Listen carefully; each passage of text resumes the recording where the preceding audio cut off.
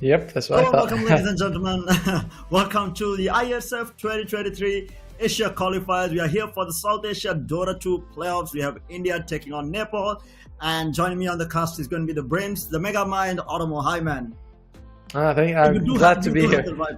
Yeah, thank you. I was like, the big mind. Yeah, thank you for the big mind. Yes, thank you. Yeah, it's good to be here. And this is going to be where we're going to see who's going to represent South Asia. Is it going to be India or is it going to be Nepal? India has looked pretty much unstoppable. Yeah, yesterday they did play against Nepal, and it was, I won't say close, but Nepal had some good players. It's like one of those games where it's like 80% India is going to take it. Nepal did a couple of good plays, but overall India looks like they're in a really strong spot, and I imagine they will take this best of 3. But you never know. We've been surprised many times in the past in Dota, and underdog stories happen. So I'm looking forward to it regardless, no matter who wins. Yeah, and I mean, you want to see that underdog story as well, and you want to see the series go the distance where it goes all 3 games, and we want to see surprises as the day goes on and the series goes on, because you don't want to see one team completely demolishing a group and just like qualifying. You want because competition is what develops each of these teams as well, because if you don't have competition, they'll be same level every day. Whereas if you do have like a strong competitor on the other side, you're forced to try and get better at the game as well. And that's what keeps the region and the game growing as well. Having said that, for those of you who do not know, the qualifiers or the winners of this will be taking a spot in Gamers8, which is happening in Saudi. And from there onwards, they will be competing to get into Yashi, Romania, which is the big one that they are all looking forward to. That's what everyone's fighting to qualify for. But from this one, they will be heading on into Saudi for Gamers8, where they will be competing against the rest in the playoffs. So it is still a long road ahead of them, but these are pretty much stepping stones for them to go forward. Automo, did you see any heroes yesterday? Since I was not there yesterday, did you see any new picks coming out, or has it been like the standard draft that we have seen across the last couple of days? Trying to remember if there's anything super special that came out, but I'll be honest, I don't remember anything that I was like, oh my god, this is new. It's just a lot of Alchemist, Medusa, Underlord, Magnus. Magnus is another here, like we're seeing him a little bit, but in general it was kind of standard drafts that we're expecting. Some people are picking Keeper of the Light because he gives you another bit of heal. I think Juggernaut's also, I'm seeing more and more carries who have heals. Bloodseeker, Juggernaut as well are coming in, because these guys also have, either I heal with a shard or by killing people, or I have the healing ward itself. So these are the carries that are slowly becoming more and more popular, because as we mentioned, we're in a shield meta, and that's what every point of health is so much more valuable than before.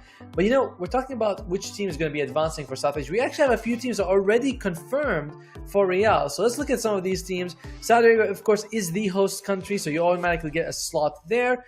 Australia for Oceania. East Asia's got Mongolia. Jordan from West Asia. Central Asia has Kyrgyzstan, and Southeast Asia, because we have so many countries competing there, we have 2 representative, Myanmar as well as Philippines.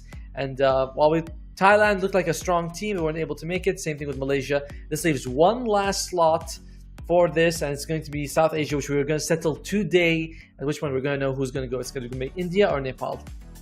Oh, that's a bit weird. I thought Thailand actually did qualify. So the 3-way tiebreaker, they lost the tiebreaker, I guess. Yes. It was so dominant. They each had 3 wins and 1 loss. And yesterday, Myanmar beat Thailand. It was in game 1. I was like you, by the way, because I was like, Thailand's going to go. Philippines 100% confirmed, and then I was like, Thailand's going to take it. But yesterday, Myanmar beat Thailand, and then Philippines beat Thailand as well. I imagine that's it. That doesn't matter anymore. They just qualify automatically. So that's interesting, because the group stage kind of gave us a different vibe. Thailand was a stronger team in that group, and that's an upset. Like that's type of an upset that we were looking for. You want to see one of these teams, putting the pressure back up, and Thailand looked very dominant during the group stage, very destructive. So it's good to see that someone has put them to the test. Unfortunate that they didn't qualify, but it's still good for the region. Good for the region to keep developing each other when you see situations like that. But South Asia has been, like you said, it has been quite straightforward so far. India looking quite dominant. I don't think anyone has given them a decent enough fight so far. I think you said that Nepal did manage to kind of give them a fight, but you still think that... So hopefully, I really do hope that Nepal will pull off something today and give that fight to India that everyone wants to see. And not just because we want to see India lose or anything like that. We want to see good Dota being played, and we want that fight and excitement going into a series. In terms of what they have been playing as well, India has kind of messed around with the drafting order. We saw that in their game number 1 against Pakistan, where they completely ignored the drafting order, where you go for these early Alchemist Cottles and Doombringers and stuff like that, and they picked up the Alch last, and I was so surprised that the Alchemist was not banned throughout the entire last pick, right? Process. Yeah. That never happens, by the way, guys. Never happens. I mean, that's crazy because it happened today at the DPC as well at that level. And you were talking about awkward pick. There were a couple of picks because you yourself, I remember we were casting the game. You said, "My region is we do what we want. Nobody tells us what to do. We do what we want." And I remember we were watching it. It was first pick Disruptor, second pick Bat Rider. And I was like, okay, that's very unique, and it's enjoyable. So I hope we get more of that picks. Yeah. And I want to go back to another point that you said, which is that by competing, they both get stronger. And this is one of the reasons why Western Europe is such a dominant region, is because the TI winners are coming from there. So everyone else brings up their game a little bit. Okay, like Team Liquid wins TI, everyone's got to compete. OG wins TI, everyone's got to get better and better. And like we said, Tundra Esports, I think 4 of the last 5 TI winners are from there. So it's kind of crazy. And we see it in other things. Like I've done a couple of women Dota tournaments. They have like a season, like a year long. At the beginning of the season, the teams are made of divine players, By the end of the season, they're all immortal top 2,000. Why? Because they've been grinding and practicing and getting better. They're competing against each other. So it's really cool. And that's one of the nice things about this tournament. Competition is definitely healthy for whatever sport that you play, whether it's esports or traditional sport. It does not matter. Competition is always healthy as long as everyone keeps on developing and getting better at the game. And tournaments like this, especially at a national level, does bring out the best in the countries, as well as you have that national pride that you're fighting for as well. Oh, yeah. So you do that extra bit to try and win these things. So we have seen it. We have seen that fight from these players coming out throughout the entire last couple of days, and they have been fighting hard.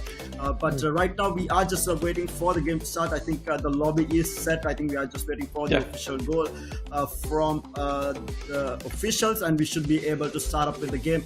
Going into this game, I feel like we will still be seeing like the standard bans, right? I don't think Alchemist should be allowed to go through. I think he almost has 100% win rate in the tournament. I don't think he has lost.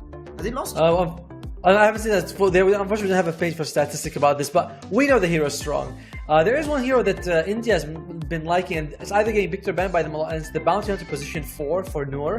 I think we talked about this, is that if you Shadow Walk an ally, does the talent apply to them, the damage reduction, remember?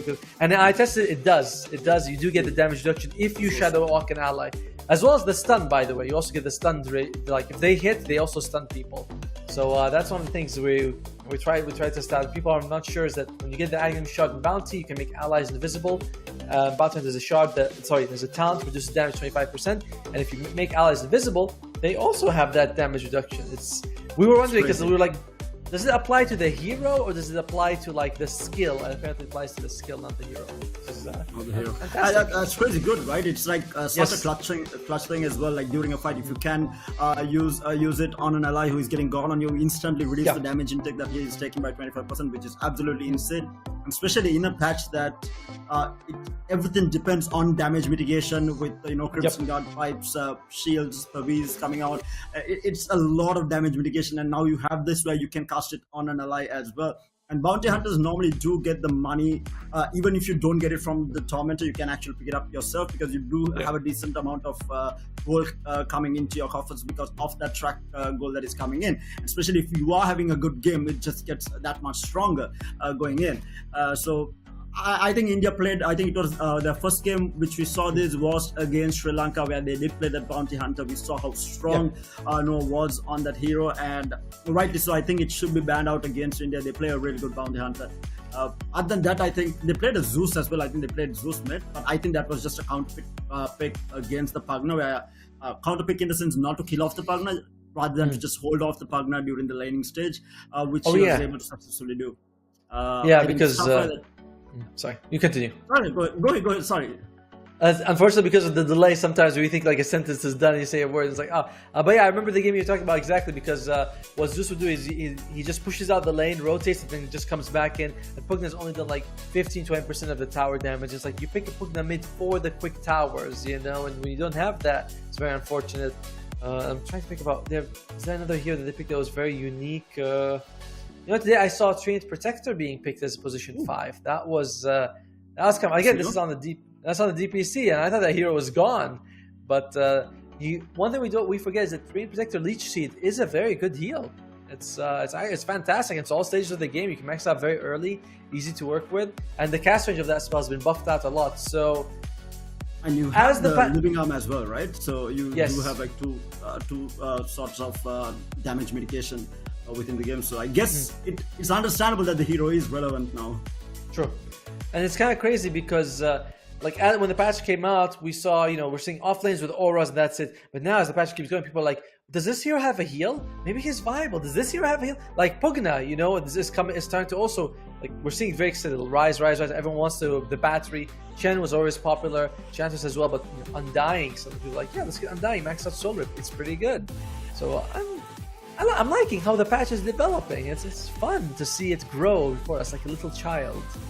I think you were talking about the Juggernaut as well, right? I think it is picking up in terms of popularity in pubs as well. Yes, he doesn't do as well in the laning stage early on due to you know, heroes like the Underlord in the laning stage because of that damage coming out. But he is able to sustain these lanes. That's the most important thing, because you have the healing ward, you have the Blade Fury. You are able to sustain and push out the wave back into the Underlord in situations that you need to. So he is able to sustain, and I think they have changed the way that the Juggernaut is being played as well, where you go for the Blade Dance lifesteal. Which is insane, because you try to bring this Juggernaut down, and next second he Omni Slashes. By the time he comes out of Omni Slash, he's full HP. Like he pops a Serenade or something. And of course the healing ward as well. You have the I think the talent for minus 20 seconds on healing ward as well. Again, this is goes into that healing damage mitigation type of meta that we're talking about. I see why the Juggernaut is picking up in popularity in pubs, but we haven't seen that much of him in, you know, the tournament format. So hopefully it will change. People might pick it up, people might not. Obviously the pros know a lot better than all our pub players. They do tend to, you know, try these things out and see what is strong. So we will have to wait and see. Like you said, Trained Protector, it might have been in a pub that they came up with this. It might have just been them trying things out, but if it is viable, it's going to stick around. And I think it stays true for a lot of these heroes. I think I really would love to see a meta where Juggernaut is viable. Again, the problem is for Juggernaut is you do have that heal, but Omni Slash, you have Crimson to block that damage out. It's Perviz, you have Lich, which is very popular right now. So there is a lot of these. Oh yeah, there is a lot of heroes that kind of work against the Juggernaut as well. So it's a bit of a toss up whether you want to go for it or not. But yeah, we are. By the way, I like how you're saying that the pros know more than the pub players, but you know who knows more than pros? Twitch chat. These guys know exactly what's going on. They will tell you from the beginning of the game, they'll tell you this team is going to win, and half the time they're correct. You know, they pick one team and it's like, yeah, these guys, they always, when a player makes a mistake, they very quickly say, I wouldn't have made that mistake. I would have done it perfectly. So Twitch chat is in fact the much better.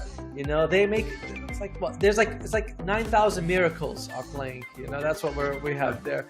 Yeah, and I think it was Twitch chat that initially caught the Ana play on that Phantom Lancer where he sold off items. To get buyback. I think it was Twitch chat who caught that out as well, even before anyone else did. So I mean, these guys are very observant, for sure. Of course, but to be fair, you have two casters, and there were like 100,000 people watching. So I mean, I'm sure they were one of them was gonna catch it before us. Sorry, before the casters. But yeah, it's interesting because I was thinking CK is also another hero that's become very popular because he did get a lifesteal buff from 50 to 60% on the Chaos Strike, and I am seeing more and more teams are like, oh yeah, Chaos Knight, pretty damn good. But we have a draft going, and Nepal, they take the bounty out to themselves. I hear that we talked about somewhat extensively the pre-game show. They ban out the Medusa as well as the Bat Rider, Underlord, and Doom are gone from India. However, Alchemist is in the pool. Oh yeah, Alk is in the pool. They pick up the CM, a pretty strong hero. I mean, the laning stage for CM has got so much better than it was so many patches ago. This hero was not relevant for quite some time, but the aura that he provides, as well as being able to sustain the lane for your carry, has been quite decent. And definitely, like the movement speed buffs across all heroes have helped this hero as well. The CM used to be one of the slowest heroes there was. So certain things have helped him out, but I don't really think it is first pick warranted. But I mean, India has their own style of drafting, so we will have to wait and see who they go for this 1-2 punch that they're looking for against this bounty hunter. I mean, Alk is in the pool, like you said. Kotl is also in the pool. I mean, you could also take something like a Slark and Ursa. Whoa, you know, I'm with Mr. Sir Action Slacks. I don't like Wind Ranger very, like, I just don't like the hero. You know, it just seems like, I mean, I'm sure she works, and I watched Stockholm Wager. I've seen Seb do his thing. I saw the documentary about him. You know, so all very impressive, very nice. But still, the hero always feels rather weak. However, not a fan. However, she does make. I was gonna say she makes me picking Medusa bad, but Medusa is already banned. So I don't know. India, obviously, they're a better team. They're gonna make it work. Just personally, not a fan of the hero. And also, I don't think this hero is like, you can pick it up, but you can pick it up very much later on in the draft. Not like this hero is going to get banned either. So you would want to prioritize something like an Alchemist or a Kotl, which is both available in the post. Very strong heroes in the patch. Yeah. And they have these open, and they still go for the Wind Ranger, a hero that will not get banned. I feel like I blame a little bit of this Wind Ranger popularity. I would blame it on Sumel as well, because he bought it out in the previous major. I mean, he was playing mid Wind Ranger for a lot of the games. I mean, he's at fault for bringing this out, but yeah, I really don't think it warrants a the first phase pick. But they go away the Kotl. Okay. Already, I mean, pretty strong. Nepal has, in my opinion, the better opening so far. You know, as much as I've been riding the India hype train, I gotta call a spade a spade. The bounty hunter pick has been an India staple. You want to take it away, especially if you have a guy who's really good at it. Sometimes you have someone's like, I'm kind of okay, but he's like, okay, if I'm good at it and they like it, I want it for myself. Track kills might be the thing that when you're up against a better team, if you can get some way to get the tempo going, get the snowball rolling, you can't beat them. That's how I think Myanmar beat both Thailand and Philippines. Once in the group stage, won the tiebreaker because they were able to get them off the game, and the bounty hunter helps you there. And Kotl, massive heals, really good heals. And you look at India, yes, Wind Ranger's got some burst damage, but later on it's more like sustained with the focus. So I do think Kotl's going to be really good, and with the blinding light. There you go, Nyx coming out. I like that. I definitely like this hero, especially against heroes like Kotl as well. You're able to catch him out with that Spike Carapace. But like I said, this Wind, like if they opened up with a CM Nyx even, I would have been okay. Like this CM Wind Range opening, I do not like at all. But having said that, you were talking about how good this bounty hunter is going to be. We can't forget the cooldown reduction that the Kotl is going to be bringing to the table as well. That's true. Yeah, you're going to be throwing out those shuriken tosses a lot more. It's bounty 3. I love that, and I love it with the Grim. I love bounty with Grimstroke because you get that instant double track, especially now that earlier levels the cooldown has been increased. Once it was 4 seconds, now it's 6, 5, and 4. So that double track does make a nice difference. And you throw out the double shuriken, also like it's 640 damage because you throw 2 and they bounce to each other, and it's very nice. And as well as the voice burst, really good. However, that Naga Siren is a really nice pick by India. Indeed. This is like a very good disengage as well. We have seen some really good plays from Naga Sirens over the last couple of months as well, where this hero is viable because in a meta where you want to try and disrupt the enemy team's fight, this hero is pretty good. It's a good catch as well if you want to be the one starting fights. The Nyx Assassin has some setup with the Naga Siren Sleep as well. There's a lot of things they can do. The Wind Ranger can reposition to get like a 2-man shackle even during this fight. So the only problem is they have to get to that stage where the Naga is strong enough to be able to come to these team fights. But getting to that point is going to be the tough one because this bounty is going to be position 3. He's going to get very active really soon in the game as well. You have the Kotl, the Void Spirit, who are very active heroes very early on in the game rather than having to farm up for like an year before they come out and try and take a fight. So yeah, I'm still liking the draft coming out from Nepal so far. looking at carry for them, right? Yeah, they need a carry. India needs a mid or an off laner, depending, because we don't really know this. Wind Ranger is rather flexible. Could be Wind Ranger mid.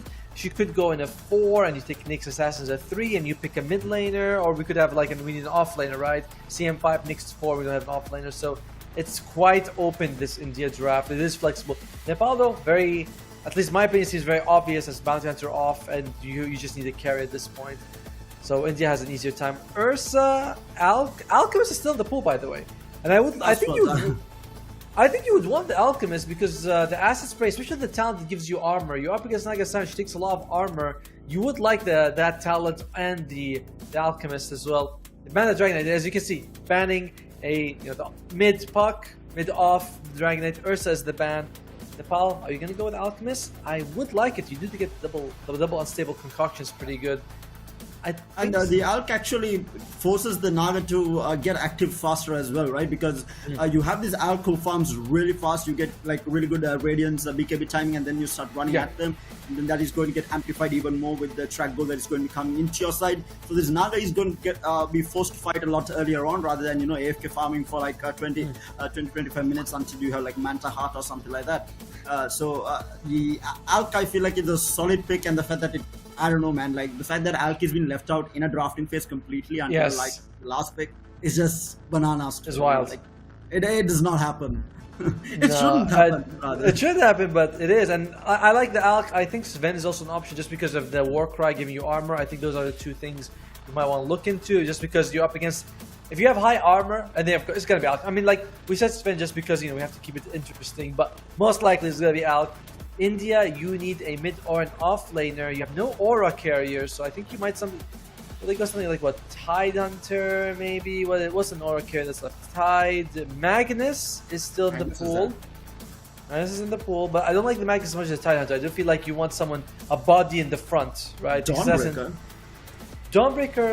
Dawnbreaker's solid, but no, there's something I've seen some Dawnbreaker come out and go for the Monkey King. I'm so confused right now. Welcome to the club. I'm just trying to figure. It might be Monkey King mid. It could be Monkey King mid, and let's see what it is. New role, old me. I think Noor was their position for us. So Nyx Assassin 4, Naga Siren 1, and I do think. Wait, was the Krish there mid? I think Krish was there mid, right? Yeah. Remember, new role, old me is their off lane, so this is going to be Monkey King off lane. Unless they want to switch out roles completely, which is very unlikely. I don't know. The first time I have seen something like that, though. At least in this region, I have seen situations where mid players just swap out roles to a specific hero or a specific game. So it's possible. Some of the best teams we've seen it, right? Like Miracle and Matu would swap roles and say, Miracle to go carry if it suits him, and Matu has a better grasp of the hero, or vice versa. That's very fine. I'm okay. I think India's a better team. I think they're going to win the match somehow. But if you can show me just the draft, just the heroes, I like Nepal's draft a little bit more. Significantly more. Got decent heals. You got the aura carrier in the bounty hunter. You got the snowball lineup. Tower damage is a bit lacking, but it's not like the other side's got tower damage either. So, it's good. And you have Alchemist versus Nax, so you're both gonna be able to farm. I'm on Nepal's side, man. And by the way, am I pronouncing it right? Is it Nepal? Right? It's like that. Yeah. You're right. Okay, thank you. All right. So we do have the initial engagement about to break out. We do have a pause though. Both teams smoked up in the Radiant bottom side of the jungle.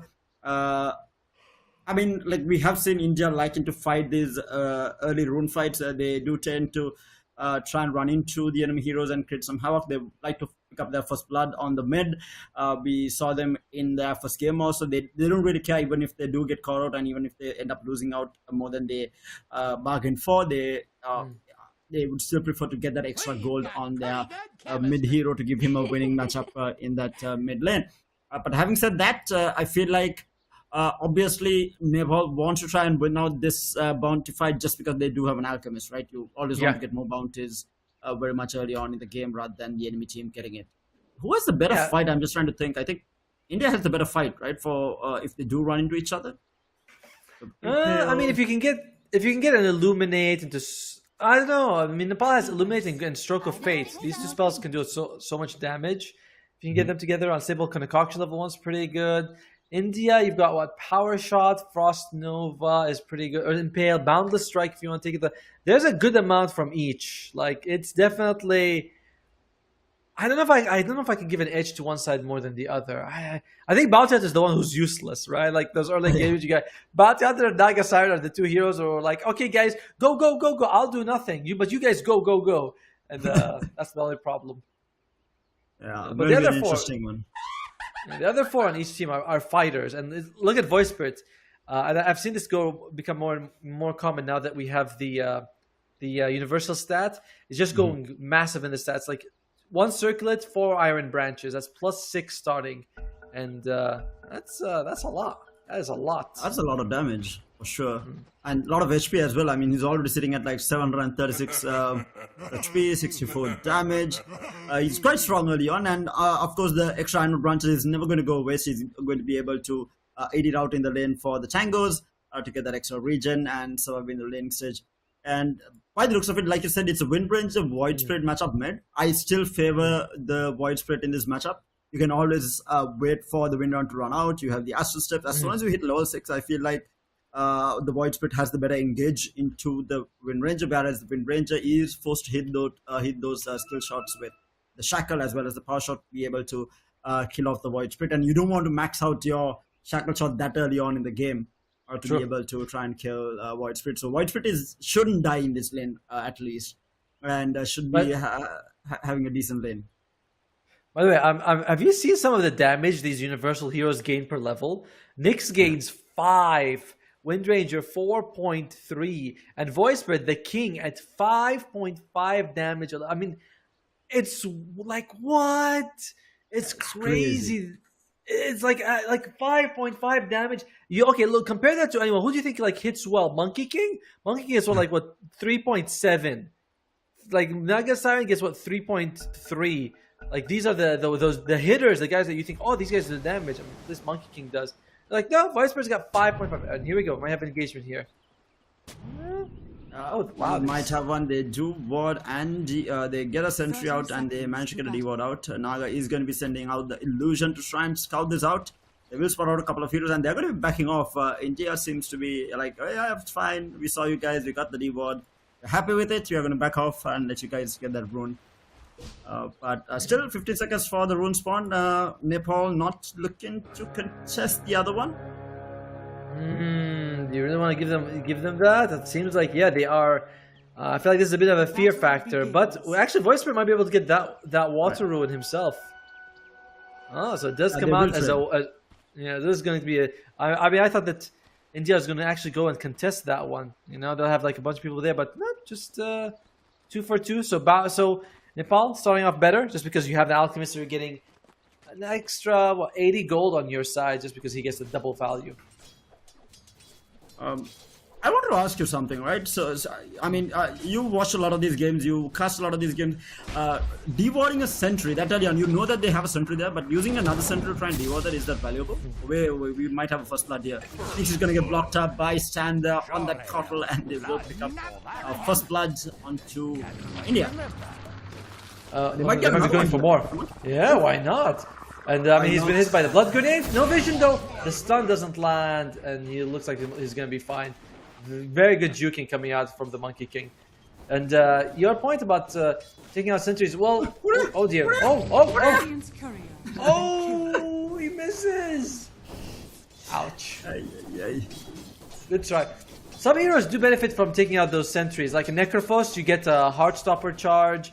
You get the Grievel's Greed from the Alchemist, but in terms of like strategically, is it worth it? Usually it is, just because like if you want to put an observer ward there later on, it's an option for you. In here, the unstable concussion is going to do blinded light as well. Nyx Assassin falling down low, not taking so much of damage, and he will fall again. So this bottom lane, they're tri-laning this and putting the pressure onto this Monkey King as well as the Nyx Assassin, and they're doing quite well at it. And in the meantime, Bounty Hunter He's just playing his own game in that top lane, dragging the creep back multiple times so that it's going to double stack towards him. He tried a little bit of sneaky plays there. He has a ring picked up. Going to be alone for some time though. I think it's fine. And you know, Bounty Hunter can recover with track kills. Like, you're okay with that. Well, he might be in trouble again here. Insert going to be on this monkey. Very nice. They do get the stroke of it as well. The stun to fly out, try to dodge it. He does. Dodge the damage at least. God gets the kill. God does not kill, alright? He blesses us with his benevolence every day. But in this game, God is not so merciful. He's definitely out for blood, and right now they've gotten 3 kills in the bottom lane, giving the Alchemist a fantastic time. Monkey King only sitting there with 5 CS. However, he is doing better than the Bounty Hunter, who's got nothing right now. Oh, double nice blood grenade on managed to pick up a range creep, at least. He's gonna get something. Yeah. Noor, already low health. He's been buying these blood grenades, and while they're great for getting kills, you have to remember you just spend 75 health to use one. Like, they're not cheap to actually throw, especially early game when you only got like 600-700 health. You're spending a good amount of your health just to get out those blood grenades. Indeed, and with that, like, the thing is, right, like, they have been putting so much of pressure. Alchemist doesn't have the greatest of CS comparatively. I mean, he has been relatively having a free lane, but this Naga Siren is on like 20 odd CS compared to 13 that the Alchemist is having. Even the mid lane, the Wind Ranger is doing quite okay here. Bottom lane looks like they're going to be able to get this kill on the Grimstroke. It's very violent, so we're going to show you just the end, the beheading, as God. Well, he may be mortal after all. Do you think this Wind Ranger should be able to do this well in the lane? I feel like the laning stage, before they hit level 6, I feel like it's quite even, right? I will say this, but I'm not an expert. I do think that she's getting a little more than she should actually. Like, she should be able. There should be a bit more denies coming out from the Void Spirit. But Krish is much higher ranked player. And oh dear! Yeah, look at that. Like, they don't even have, they stack the stuns, the Inkswell as well as the Unstable Cuxland at the same time, but it doesn't matter, they get the kill. Meanwhile, Void Spirit takes a little bit of damage. He's fine. He's fine. Stuns himself, but that's just for style points. You know, he's like, look, I can stun myself and you can't do anything towards me. Void Spirit needs to be careful here. He's quite low. The power shot would have killed him if the Wind Ranger can land it. Krish uses it. Ooh. I don't think so. 40 HP. That makes that's all he needs. All those extra stats coming in very helpful, by the way. If he had like bottom lane, we do have another engagement. 2-man impel. The Alchemist in trouble here. One more hit and they will bring him down. So I'm definitely not having the greatest time, even though they did have 3 heroes here. They won't even get the Crystal Maiden kill here. And so I on 1 HP. Blinding Light. Very close. Blinding Light. Very close to the Illuminate, and we see right the moment Crystal Maiden comes down suddenly, and this is very bad. They're dying one by one. But yeah, the Crystal Maiden is here. You have a bit of extra lockdown, and suddenly the lane is going really well for India here. To be careful of this Keep of the Light. Ark is not getting anything at all now. He pops up the unable concussion again. 2-man impel follow up as well. The stun onto 1 here. They will get the kill onto the Nyx, but he needs to be careful. The boundless strike onto the 2 from the Monkey King. They will lose the Alchemist. Good God. This is not good at all for Nepal. I mean... No, it's not. They are definitely... you don't want to be trading your Alchemist for a Nyx Assassin. You want that guy... Like, you can trade the 2 supports and kill 1 support, and you'll still be happy as long as Alchemist is getting far, because that guy gets so much value from the CS, and he's not getting them. And Void Spirit is 6 though. Void Spirit could rotate and just turn this around. I do think he's better at rotating than the Wind Ranger. And he's posturing, you know. Maybe he's thinking about it. He's coming here, and we definitely needed to shoot. We might have the portal go down yet again. There's extra lockdown coming in from the CM, definitely helping out. But now the Void Spirit is coming here and they don't have the Cottle around the area. He might get spotted out here. The silence is going to be there onto the Nyx Assassin. They are going to go on him. The Astral Step is going to be there. The Inkswell as well. They will get the first. They are looking for the Monkey King as well. They might still be able to go. There is no mana from the Grimstroke. So yeah, that's going to be about it. So the rotation gets them a support kill. Not the best of rotations for the Void Spirit, but Agreed. nevertheless, kill is a kill, I guess. Yeah, I mean, in the meantime, the Wind Ranger was farming it up. I mean, yeah, it's nice, but you really would have liked it to get 2 kills or something like that, or bring down the Monkey King. Because as it stands in net worth, Alchemist is only 3rd net worth. He's barely ahead of the Monkey King, only about 100 gold away. And this is your carry Alchemist against their offlane Monkey King. Like, this should not be a close matchup at all. You know, this should be that you are doing so much for Alk having a good lane as well, right? I mean, they had 3 heroes bottom lane, and they still couldn't secure the farm that the Alk needs. So they lost out on top. They gave away top completely, which meant the Naga just gets free farm. But the sacrifice would have been worth it if the Alk had farm, but Alk didn't get the farm that he was looking for in this lane. No, that's the worst part, right? He's 2nd lowest in terms of CS. It's all pretty ugly, to be honest with you. Anyway, Wisdom Runes. I didn't see who took the Wisdom Runes, actually. It looks like the call got one. They are trying to go bottom lane again. The Monkey King does get stand up, does have a boundless. Blinding Light going to push them back for the time being. There is an unstable concussion being put up, and the stun onto 2 hero. The Acid Spray is going to be there as well. The Boundless Strike will heal him up for the time being. The CM is going to be coming in from the side. We have the Bounty Hunter join the fight as well. They will lose the Grimstroke. A 2-man impact again from Noor there. Track kill. It is not going to be enough, and that was a track kill. Yes, it is. Oh, they're able to get. I don't think they'll be able to get more though. Noor is gonna be just fine if he's out. That's this rotation. Yes, you'll get the you trade 1 for 1, but you get the enemy core. You get tracked. Look at the gold difference, 700 to 300. XP not so much, right? Like, it's very close, but gold. These track goals add up so much. Keeper Lad got the kill, but he's still.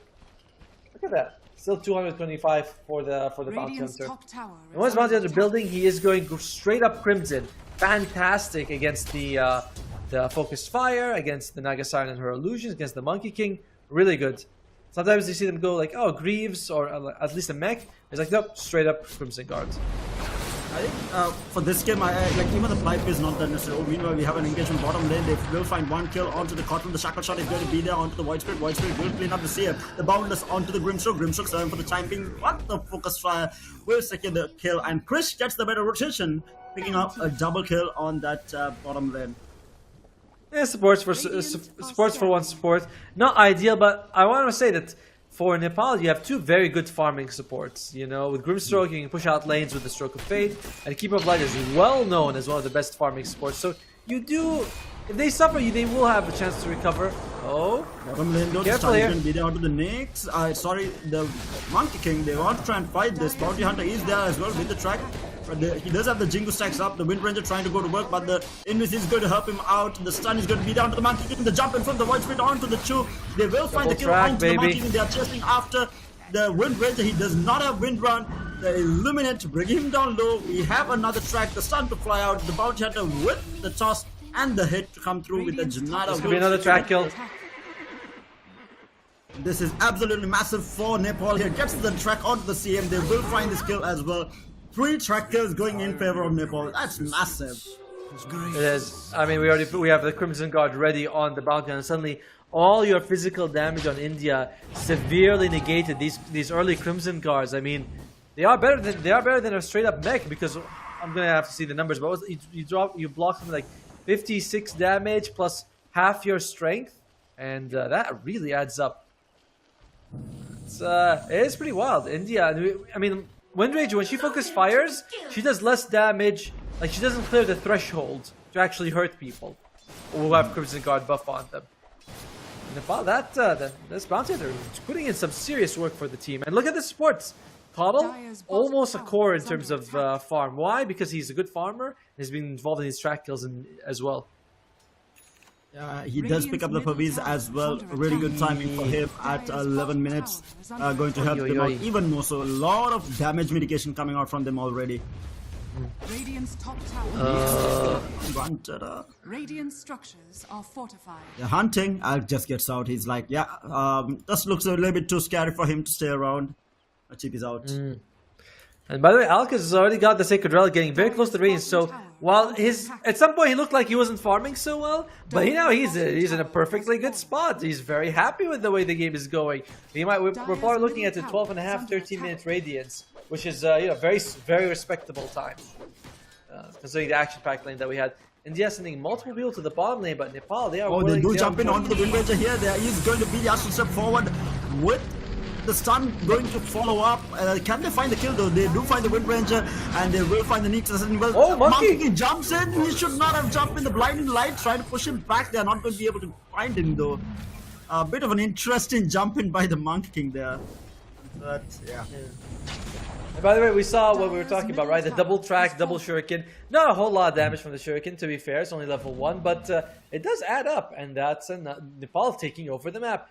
We will have to admit, though, you know, the whole time, this Nagasaki is free farming, more so than an Alchemist. Not something we say very often, but this Alchemist doesn't have a Radiant, so you should be able to catch up now, or even pull ahead, actually.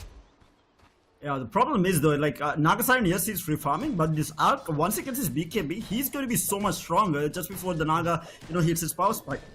This Manta is not going to be enough for Naga to be able to fight up against a BKB Alchemist. Meanwhile, bottom lanes, we will find the kill onto the Grimstroke here, but we do have the Void Spirit jumping in, double Astral Step being used there to find the kill onto the Monkey King. And now an Illuminator healing up the Bounty Hunter staying strong for the time. The focus fire is going to be up with the Dust to follow up as well. They will find the kill. In the meantime, the Impel is going to be down to the Void Spirit as well. The Remnant is going to stun him up for the time being, but in the end he will fall. They lose 3. They might lose the 4th as well. They want to try and chase after this. Grimstroke is respawning back up, and they are going to be backing off. That's a really good fight for India, nevertheless. It's 2 kills for the Wind Ranger. It is, but in terms of gold, actually, there's a gold also goes for Nepal side. Despite the fact that a couple of them were track kills, India will be very happy with that. Still, Alchemist was free farming the whole time, so it's not the worst thing. And Wind Ranger is going for, I think, that first item Rod of Atos build, which not a big fan of. I prefer it more when they go for the Maelstrom, just so they glide near. But who cares? Coddle, old man. Coddle getting on. Oh no! They are Gandalf, no! The Vandana will find the kill, and God is going to be in trouble. He will get cleaned up as well. Krish is on a killing spree, and now it is coming to that point. They might be just feeding out kills. They need to be very careful when they move out, because especially just the Bounty Hunter is so far ahead, but this Bounty Hunter, Grimstroke, and the Coddle is not going to be enough to bring down heroes. Like they need either the Alchemist or the Void Spirit to be involved in these engagements, and preferably the Void Spirit to be involved in these engagements, so that they can secure these skills, and that's where the Bounty Hunter's track goal is going to come into play. But if they're not walking around with one of these cores, it's a bit of a tough one. They shouldn't be doing it. Agreed. Like it's just about Bounty plus the 2 supports. There is good damage between them, but they're very fragile. It's easy to kill a Grimstroke. Suddenly you have 2 versus 4. Very tough situation. You do, like you said, need the Void Spirit, who does have an Echo Saber working himself up to the Deso. Void Spirit, Deso, this Crystal Maiden, I swear, you blink and she'll be gone. So a little unfortunate.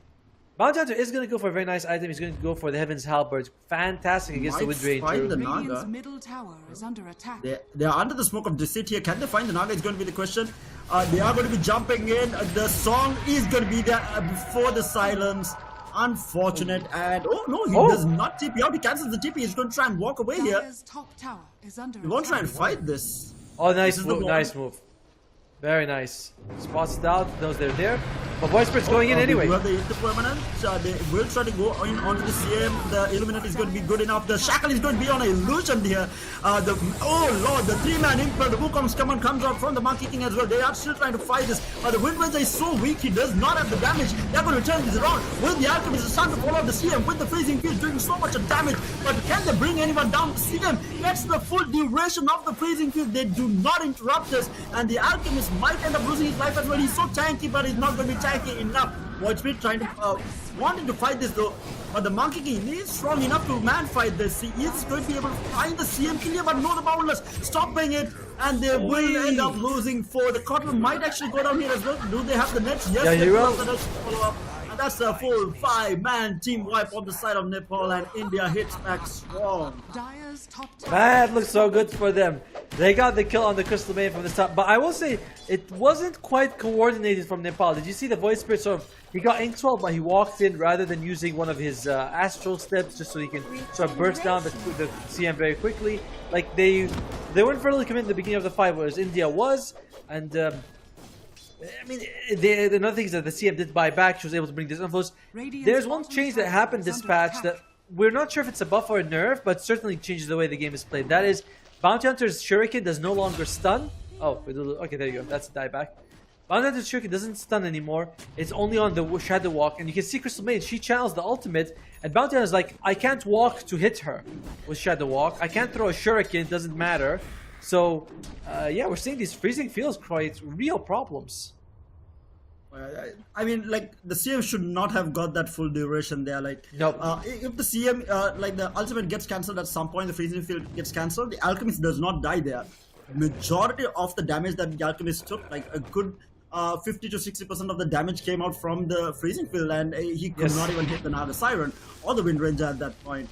And it was unfortunate, and like you said, it was a bit uncoordinated coming out from the side of Nepal. And this Void Spirit has been making some crucial mistakes. I wanted to point something out before as well. The bottom lane fight that they ended up losing, where he used the Astral Step in one place. Oh, Monkey King just get down on here. The Astral Step as well as the Ether Remnant, they are trying to bring it on. He's so tanked for the time being. He's trying to dodge, but the Bounty Hunter as well as the Void Spirit is going to be able to clean him up. That's another track here. Going in favor of Nepal. Thousand. I was gonna say 1,000 gold. That's just nice from level 1 track. 1,000 gold, so good. And there were like what 4 heroes there for that kill as well, right? Radiant's bottom tower is under attack. Yeah, so this White Spirit did make a couple of crucial mistakes. Like there was a fight in that bottom area of the jungle where he Astral Stepped twice, the same place to kill off the CM, and did not have one to get out in the end. Like stuff like that is going to hurt you. Meanwhile, we might have another engagement. The Alchemist wanted to jump in on the CM. Poor CM is going to die so fast here. He will get taken out. Nyx Assassin is going to be on Vendetta, not going to get spotted out. But I wonder if he knows, because he might have seen like the animation of the lifesteal happening on the Nyx, because you do have that little bit of purple. So he's like, he might be like, oh, can someone use the dust just now? But unable to spot that. Oh, so tanky. Crimson gets spotted. Yeah, he does not take damage yet. They want to try and jump in onto the Naga side, but the Wukong commands go down from the Monkey King. They will find the Nyx on the side here. They are trying to look for the Cotton, but Cotton is going to be tanky enough. The stun is going to be there onto 2 heroes as well. The Wukong, the Monkey King with the Boundless Strike will find that kill onto the Void Spirit. The buyback is going to be there from the Nyx as well. Will find the Bounty Hunter. Mana Burn as well. They do jump back in onto the Monkey King. But the Ark does not have the Chemical Rage up, so he's going to be forced to back off here. The net is going to be there, holding him in place. The Focus Fire as well. The Ark will be brought down. A double kill for Krish as well. They lose 4 in that engagement in the end. It's very tough for them to actually take fights without the Crimson Guard. You can see how quickly the Void Spirit as well as the Alchemist were brought down when they were caught without the Bounty Hunter giving them that nice shield, and that there's no PVs, no missed chances from the Keeper of Light, from the Radiance. When in Nepal's all there, when one or two are gone, you can see like it's like night and day how quickly they are able to be picked off. So something to be careful of in the future for sure. By the way, check out Void Spirit's neutral item. He took the Orb of Destruction, which gives him another extra -3 negative armor. Works really well with the death. So -9 Echo Saber. You do like what 160 damage. It's you really hit hard. You really hit hard. Indeed, but the problem is, like, I want to go back to what you said about the Crimson, right? Because the Bounty Hunter popped it alone as well, right? As soon as the Naga went on him, he popped it alone. So, like, for the fight, like, where is your aura carrier who is supposed to be giving you Crimson Guard? Like, you don't have it in the fight. By the time they get to the fight, Bounty Hunter had already popped it. And your entire team did not have Crimson. And unlike Guardian Greaves or Pipe of Insight, Crimson's only valuable because it's active. You know, like Pipe already gives you a little bit of magic resistance. You want the barrier, of course, but it gives you magic resistance. Guardian Greaves gives you regen and armor that is amplified when you're low health. But Crimson Guard gives you nothing except the active. There's no aura to it. You know, it's a buff, the ability. That's all it gives you. So a little unfortunate he wasn't there to help his team. Check it out. We got Roche. And that's going to be quite a fast Roche with that frequency being used, the Focus Fire as well. They will bring it down quite easily. And it's going to go for... yeah, I mean, understandable. I think Wind Ranger Naga will not die in this fight. So he has the heart up as well. He's not going to go down easy. Wind Ranger is the ideal target for that. He is queuing up for that BKB as well. Things are not looking that great for Nepal because you want to be ahead with this Alchemist. And the Alchemist did not... like. something that I don't understand, right? Like he went for BOTs and then Blink Dagger and then is going for the BKB. I think this BKB pickup should have been at an earlier stage because the Blink Dagger, he was not active. I mean, other than the last 2 fights that we saw him in, he wasn't really moving around with the team. You get that Blink Dagger, you want to be running around with the bounty hunter looking for kills. But that was not happening. So this, you basically wasted 2,200 damage gold for an item for damage that you could have got. Oh, bounty hunter. He's going to die here. Focus Fire Quite is going to be there durable. as well. Oh. Gets shackled up by a mid bounty. Man, look at that though. The physical damage is a joke against this Crimson Guard. Like, it's only like the only time he took damage was from the power shot basically, but loses his life in the end. And, yeah, I agree with you, right? It's like you take Boost of Travel and you take the Blink Tag, and it's like so much utility. When it's like you could pick one and don't take the other. I would have preferred the Blink Dagger and stick to like a power charge space boots just so you can fight and get the BKB earlier. I'm not a big fan of the Boots of Travel pickup myself. Radiant's middle tower is under attack. Because the Alchemist falls off, right? Like he gets kept out at some point. But the Naga is going to be getting bigger and bigger. He scales better towards the latter part of the game. And so you want your Alchemist to get items to be able to fight early, not to farm more with like BOT or something. I think the Dagger, yes, okay, fine. But the BOT for me did not make sense there. He's trying to chip you out here. Neeks We well played. Ay. By both, attempt. honestly. Yeah, right? Good attempt right now, yeah. And another thing I'm worried about is the Bounty Hunter. Firstly, he's lowest net worth among the cores, which is crazy for a guy with track. But secondly, later in the game, Bounty Hunter's not a hero that you look at and you're like, yeah, he's really good like value combat. You know what I mean? Like later on, whether if you have a core or support Bounty Hunter, the guy is going to build the same items. It's all auras, all nice, useful utility active items with no real damage. So you'd rather almost have him as a support later on and you have another core instead. Because you look at the Monkey King, that's a core. You know, like that's an awful. He's going to be doing some damage. And he has the BKB Echo Stepper picked up. He's looking to pick up a Nullifier next. He has queued it up. Not entirely sure whether he will go for it. Alk needs to be careful here. He might. He might.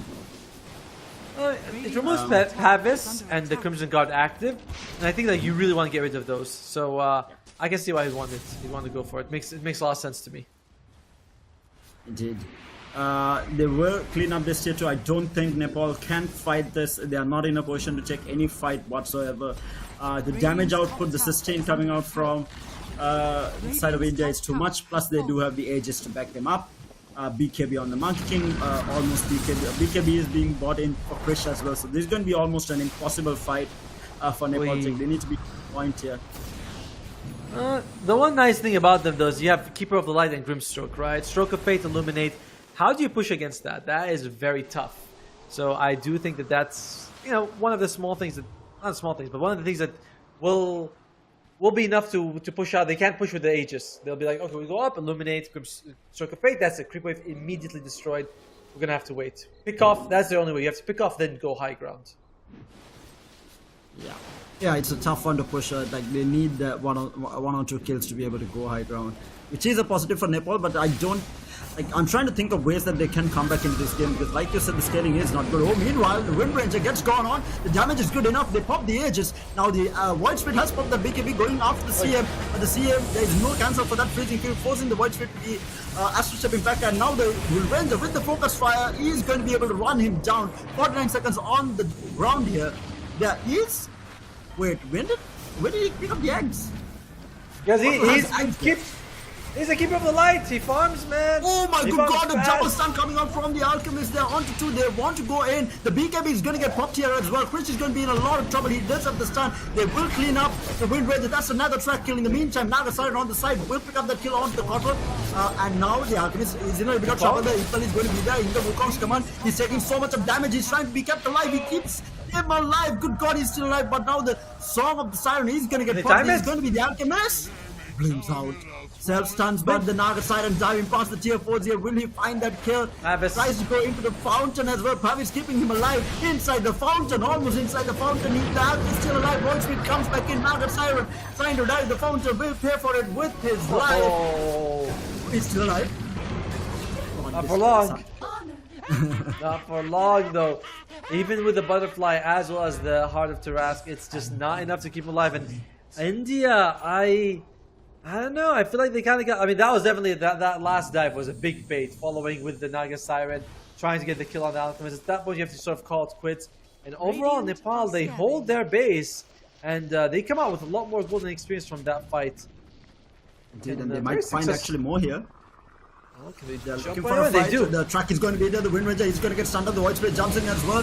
We have the fight. Oh my god, the Freezing Field yet again getting off the full duration here. Bounty Hunter falling down low. They will lose the Alchemist. 61 seconds on the ground. Bounty Hunter dead 45 as well. We have the Void Spirit still fighting. They're taking quite a bit of damage. No Astral Steps available. He will end up dying as well. Chris picks up a triple kill. And again, the CM, man. The CM doing so much work. CM did the most damage in that fight. If you guys look at the fight recap, if Observer will be so kind, almost 4,000 damage coming out from the Crystal Maiden, more than anyone else in that fight, more than the Wukong Monkey King, more than the Focus Fire Wind Ranger. It's all CM, and this is what we talked about. When you can track CM, but you throw a shuriken, it doesn't matter. It's not, you don't get that free disable on her to stop her, and they're really feeling it. CM has to be the number one target at this point, as crazy as it is to say. Yeah, I mean, you wouldn't expect the CM to be focused, like, other than just getting a free kill. You wouldn't want the CM to be focused during this fight. But at this point, Nepal has to go on the CM at the start. He gets off a freezing field. Like, majority of the damage that Nepal is, India is dishing out, is coming out of the CM, which is insane. It is. I'd love to, lower the game, so I'd love to see the fight recap, see who exactly killed what. And guess what? 2 Aghanim shards dropped on the supports of India, and suddenly their net worth shoots up. Crystal Maiden, 20% more damage on her ultimate and mobility. Next test objection, remember, what is his Aghanim shard? Vanity move faster. Okay, that's a okay shard if you ask me. It seems just decent. And not like amazing or whatever. Right? It's like what you move 5% faster, and is it 5%? Is it like 25 plus 20? Is it like added to the Vendetta? That's one thing I want to know, how exactly how fast he moves. But either way, it's not incredible. I've seen a lot better. Indeed. And now again we have India on the hunt here. They are trying to make something happen. Of course, this time around they do not have the Aegis, but they have extra. They have the Nullify completed. We have CM, obviously CM shard.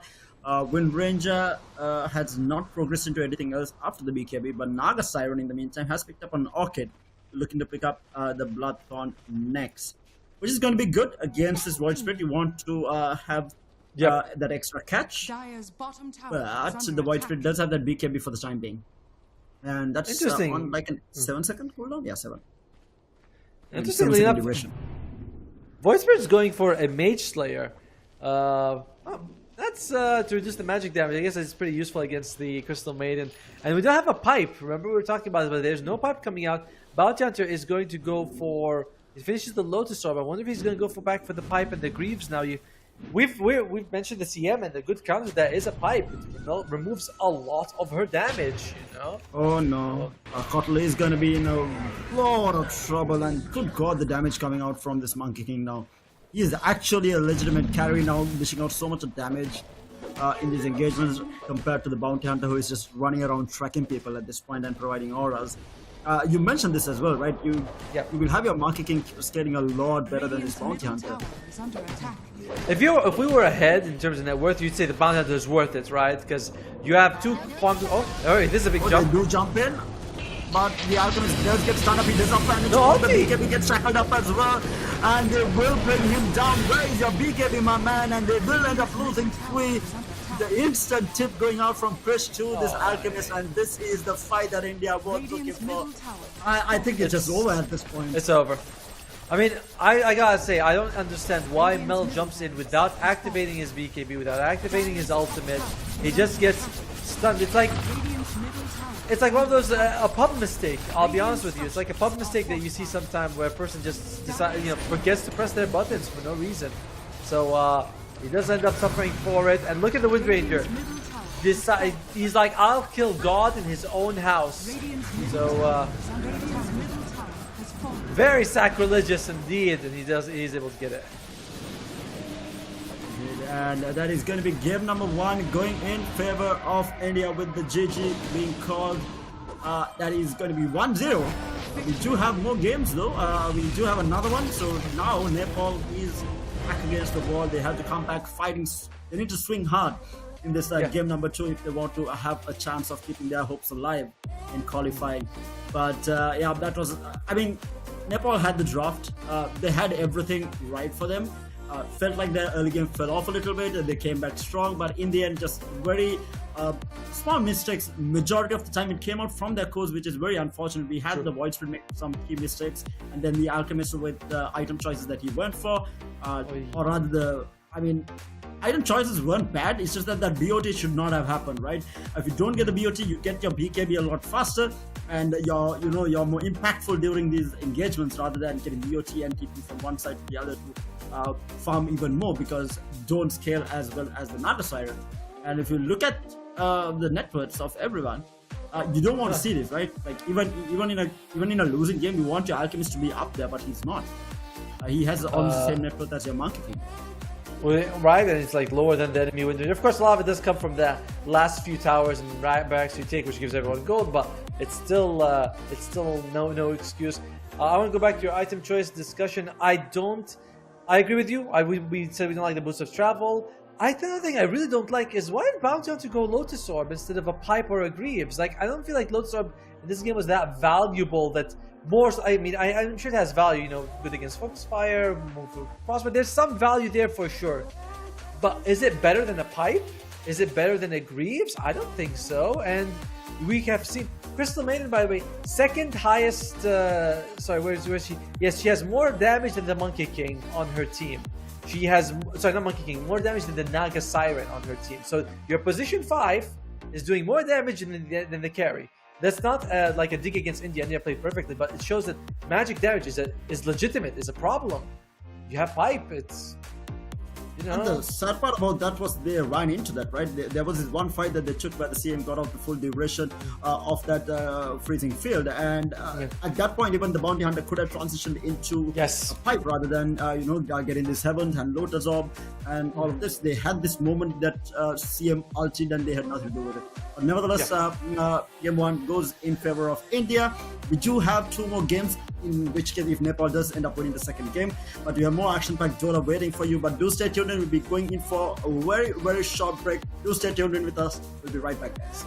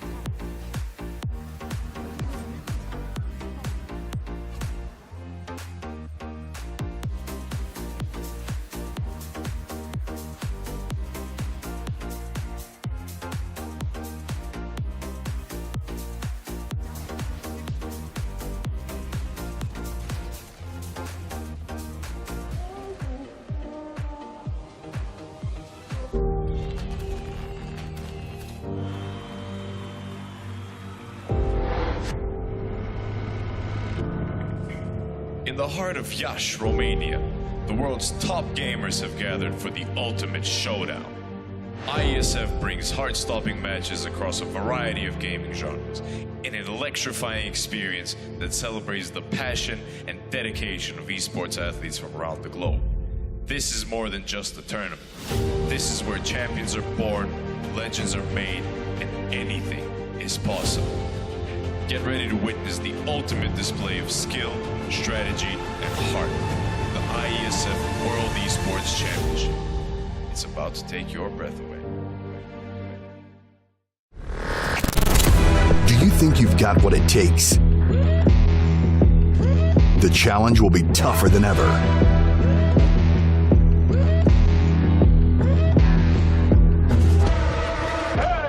In 2023, international esports has a new home. Over 100 nations fighting for the championship in a celebration of everything that makes esports great. Who will rise up to the challenge? Who will be the world champion?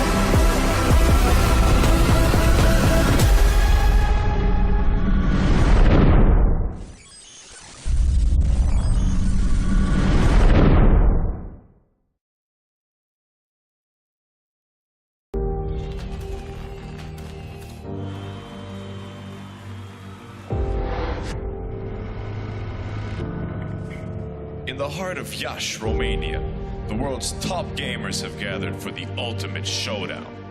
IESF brings heart-stopping matches across a variety of gaming genres in an electrifying experience that celebrates the passion and dedication of esports athletes from around the globe. This is more than just a tournament. This is where champions are born, legends are made, and anything is possible. Get ready to witness the ultimate display of skill, strategy, and heart. The IESF World Esports Championship. It's about to take your breath away. Do you think you've got what it takes? The challenge will be tougher than ever.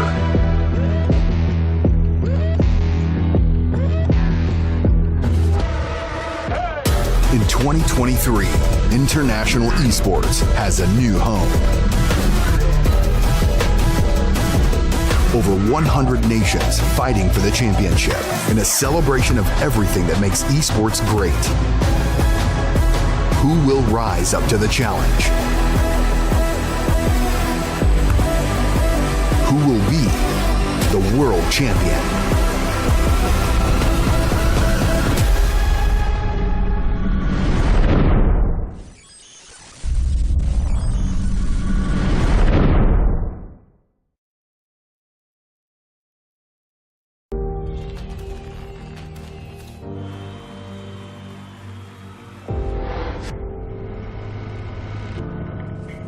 In the heart of Iași, Romania, the world's top gamers have gathered for the ultimate showdown. IESF brings heart-stopping matches across a variety of gaming genres in an electrifying experience that celebrates the passion and dedication of esports athletes from around the globe. This is more than just a tournament. This is where champions are born, legends are made, and anything is possible. Get ready to witness the ultimate display of skill, strategy, and heart. The IESF World Esports Championship. It's about to take your breath away. Do you think you've got what it takes? The challenge will be tougher than ever.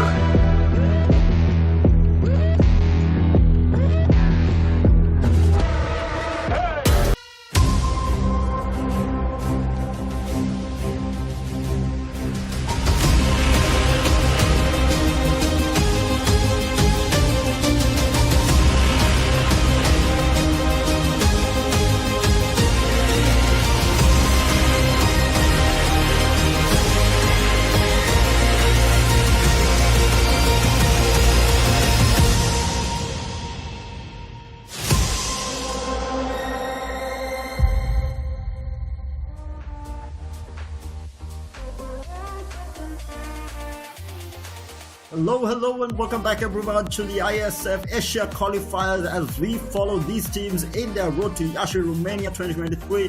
We have the South Asia playoffs here, India taking on Nepal, with India taking game number 1. And of course, joining me yet again on the cast is none other than Oromo. Oromo, we are just about to head into game number 2. Nepal back against the wall. They have the power. Do you think they can pull off something in this game number 2? What do they have to change up? Honestly, I think they played better in this game than we saw them the first time when they played against them against India in the league. In this game, I mean, they took the advantage a couple of times. They looked very, very solid. It was just itemization and some weird decision making, right? Like you mentioned, the void spirit jumping in. You know, sometimes you double jump in, and then you're like, well, okay, I double jumped in, now I can't jump out. We saw in the very last fight, this was I call it a throw. So there's no other way to call it. You call it a throw. Alchemist jumps into 5, no ulti, no BKB, and just dies instantly with no buyback. And it's like you have that. When he was high ground, you could see all of them. It's not like it's crazy. So there is a little bit of that decision making. That's why are we taking some engagement. Another thing is itemization. Why don't we have a pipe against Crystal Maiden who's doing all the damage? Why do we have Lotus Orb? Why is Alchemist going Boots of Trial and Blink after Radiance, no BKB? So better itemization and tighter gameplay. That's all you need. Yeah, and these are very small things because Dota, it is one on these small things as well. And I mean, you can't even say like these are like very hard mechanics or anything like that, right? These are very basic things. But of course, what you need to understand as well, these players are playing under a lot of pressure. They have a lot at stake here to win. So at the end of the day, it is the team that handles with this pressure, handles the pressure a lot better, who tends to come out on top. I think that is a big differentiation between the top teams and the teams that are trying to get there. It is dealing with that stress as a team, as 5 to be able to deal with that is a massive thing. And having a voice in your head, I think that's where in-game captain comes into play a lot. You need to be able to keep your team calm in very bad situations. In that situation, they were playing on the back foot. They were India was trying to come high ground. So your mentality has to be yes, we do still have a chance of winning. You need to be very calm in how you engage. You need to analyze the fight, and they have that opportunity to do that as well because you have a Kotl and Grimstroke, just blasting away the creep waves. It's not easy for them to come high ground either. So very small things, but as an excuse for them as well, I'm probably pretty sure that these 5 players are here for the nationals of it. They might be playing in different teams. Individually, they have come together to represent the country for IESF, so those things also come into play as well. Having said that, we should be having the draft on screen shortly. We are going to be going into game number 2 here. I mean, starting off, I feel like they have taken away the bounty hunter. Was such a key factor for both Nepal and India. India for them in the group stages, and in the first game here, Nepal did actually have a really good start with this bounty hunter. So understandable that you would want to take it out. Yeah, I mean, India, I don't think that the first pick is going to go to... So actually, the first pick is going to go to India themselves, but they feel like, maybe we don't want the bounty hunter, we don't want to give it to them. They probably bounce out, they keep it light. That does leave Underlord in the pool, by the way. And that is... India played the Underlord, though. Yeah, I think so. I mean, that's what I'm saying. It's Underlord, there's Beastmaster. They go with the Nyx Assassin. Very odd to prioritize out of everything. Beastmaster is the pick by Nepal, which is a bit weird because usually you can proc the Spike Carapace on Beastmaster pretty easily, but it does force India to either take a Crystal Maiden, which they did really good with, or Enchantress if they want to counter this Beastmaster in the lane. I think India going with the Nyx Assassin is one of the reasons is they don't want to pick up the Medusa. Because the Medusa is open in the first phase here if Nepal wants to get their hands on it. So picking up the Nyx, making Nepal think twice if they do want to get their hands on the Medusa as well. So kind of a block pick as well. But yeah, I do agree there are better heroes that it might have been able to open up with as a first pick. But it did work out really well for him, well for them. We saw this Nyx getting some really insane impels throughout the last game, 2 to 3 man, basically almost a ravage at some point from this Nyx. So he had a really good showing in that game number 1. I mean, anyway, we cannot predict how India drafts. We tried multiple times, we failed at it. And yeah, of course. I mean, this is the standard Beastmaster counter, and they just go for it, and they looked really comfortable with it. And yeah, it does. I was wondering if India might go for not a Medusa, but I know Nepal would want to go for a Medusa, right? Because you pick Medusa in the first phase, they have a pick. They can take Anti-Mage, Phantom Lancer, even Wind Ranger with the Diffuser looks pretty good. So A bit of a tough situation here. Now India, ban phase, Rubik and Beast and Master opening. Solid. Good laning phase, good damage reduction. Beastmaster, I'm seeing more and more go auras into Aghanim Scepter, which I'm happy with. The other side, India, not. I mean, Crystal Maiden, I'm convinced. I always think this hero is a fantastic 5. Nyx Assassin, I'm always like, It's whatever. very specific, I feel like. Yes, it's a Zayak hero. And like the other thing is, right, like I feel like this Beastmaster needs to have a really good showing. Same start, like kind of thing that the Bounty Hunter got. Bounty Hunter got like a really good start on the side of Nepal. Yeah. It's just that he made some key decisions when it came to items. I think he got it a bit wrong. In this situation, if he does not go pipe, he needs to be kicking himself this game, of course. Like 100% need pipe. Like the CM had such a good game in game number 1. If you don't go pipe, you deserve to lose. If you do not go pipe, you deserve to lose. I mean, it's like the first time you can say, oh, maybe he wasn't considering it, came a bit surprised, but it's like, you know now. You can't say you don't know. In game 1, the Crystal Maiden did more damage than the carry Naga Siren. Like, that is wild. They did pick the Undying. This is a good hero because Beastmaster, you might want to go 1 or 2 auras. Undying can get a Guardian Greaves or a pipe himself. Like, that is, Undying is a fantastic hero to get auras with because it just benefits really well from it. So I like this. It's the sharing the aura burden. And you can get really good timing because you might be able to get like a mech and a pipe at the same time. But Windrush, very same draft in fact so far from India. Very similar draft. They can't get the Naga to have the perfect thing, but 3 out of 3 so far. Yeah, and they seem to be favoring this Wind Ranger quite a bit. I'm getting like, Sumail vibes or like OG Seb vibes from this India team here. They seem to love this Wind Ranger. Me and Autumn both are not fans of this hero. Like, it is good in specific situation, but we are not fans of them picking it up this early. Maybe, you can justify it as a last pick because you want to counter someone or, something like that, or you pick it as a counter, but right now he's not countering anything. Like, what are you doing? Like focus firing the tombstone? Like I don't think even that's even possible. Can you focus fire? No, you can't. You can't focus fire wards. It has to be like a unit only. I think that might even just has to be like a unit or an ancient creep or something. Like because I know you can focus fire Roshan. Anyway, India, they go for the Terrorblade. Nepal, they pick up the Pangoli, which is not a bad hero against the Terrorblade, just because you can hit him from a distance. Swap Buckle with Basher is a nice way to control him. And you look at the above, by the way, their control is decent, but it's like Rubik Lift and Roar. Like Roar is down, and Pangoli's roll is that you only have Rubik Lift. There's not much lockdown without ultimates here. You might steal something, but it's still Rubik. It's all in on the Rubik. Might be very easy for this Terrorblade to get a Sunder off.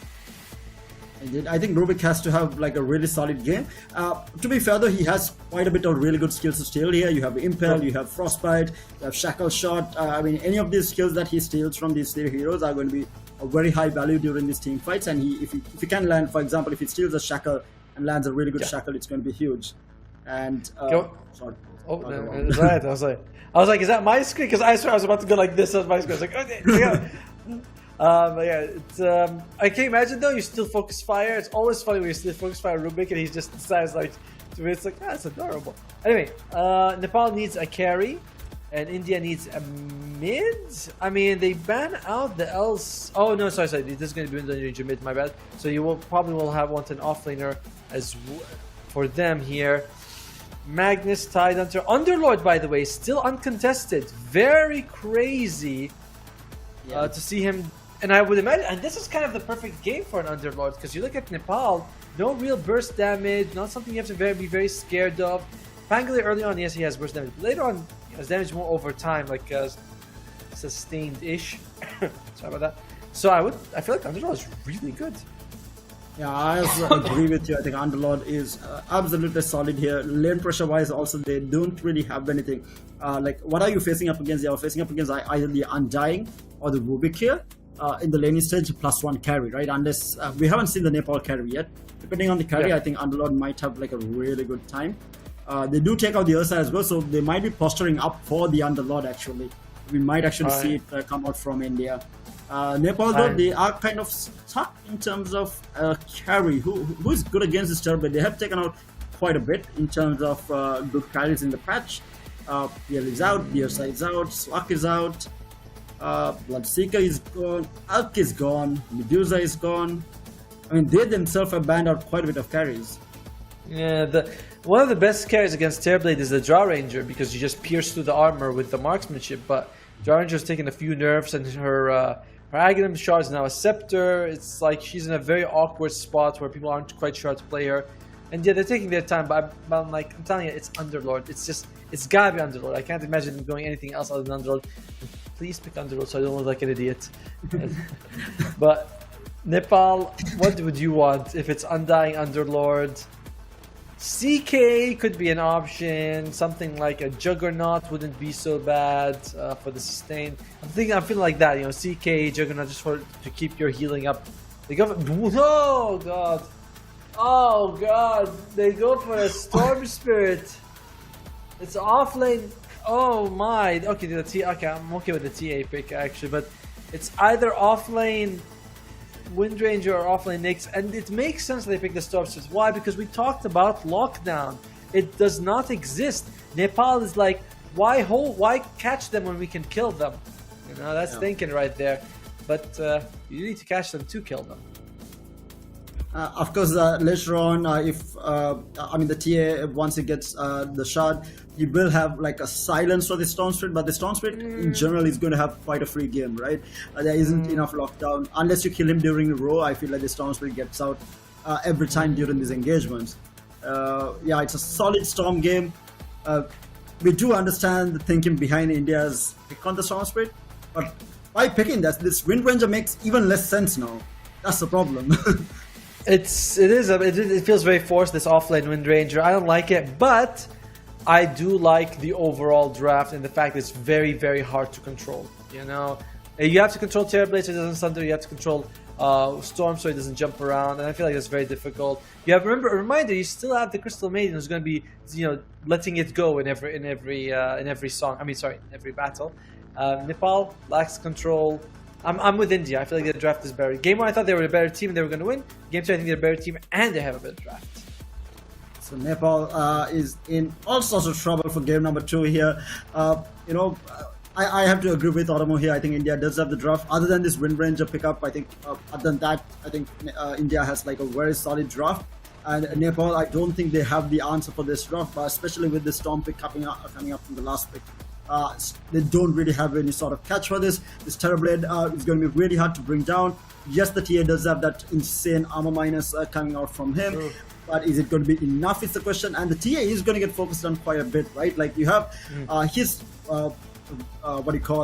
his refraction rather, is not going to last long. You have Terrorblade Illusions, the CM Frostbite itself is going to take away so many charges of this reflection as well. So I feel like it isn't a great TA game, to be honest. They have to get active really early on, and they have to it's the same problem that they had the previous game. They need to win out the early game and keep snowballing from that to be able to take this game. Yeah, I don't see Nepal's draft as being very impressive. I agree with you about the TA. Like, why TA? What does TA? I mean, maybe he's very comfortable with the hero, and you go okay, he's very comfortable. We want to give it to him, but it does feel like there are better options there, especially something with lockdown, even or sustain as a carry. TA has neither, and there's just so many ways to remove refraction. Frostbite, focus fire, Storm Spirit. Usually, if you zip in and you attack, that's 3 charges already gone. Looking so good. I don't know, Nepal's draft confuses me. But maybe hopefully it confuses India and gives them a victory though, right? 30 seconds to battle. Yeah, that's the other thing as well. You want to when you come up with a draft like this, maybe they have a plan that we don't know about, and in which case India will also have no idea most probably what they're planning on doing. And these are ways that you can take a better team by surprise. And what happens is when you know that you're a better team as well, you tend to take unnecessary risk. You tend to get a little bit overconfident during engagements and during taking fights. We have seen this in this tournament as well in a couple of games. Meanwhile, another massive impel coming out from the Nyx to pick up the rune. He will pay for it with his life, but that means that they do secure 3 bounties. Even though, even for Nepal. You get one bounty and a first blood. One thing that they did use both blood grenades at the same time. That is a little bit unfortunate, but you know, it's fine. It's fine. The important thing is that you were able to get that kill.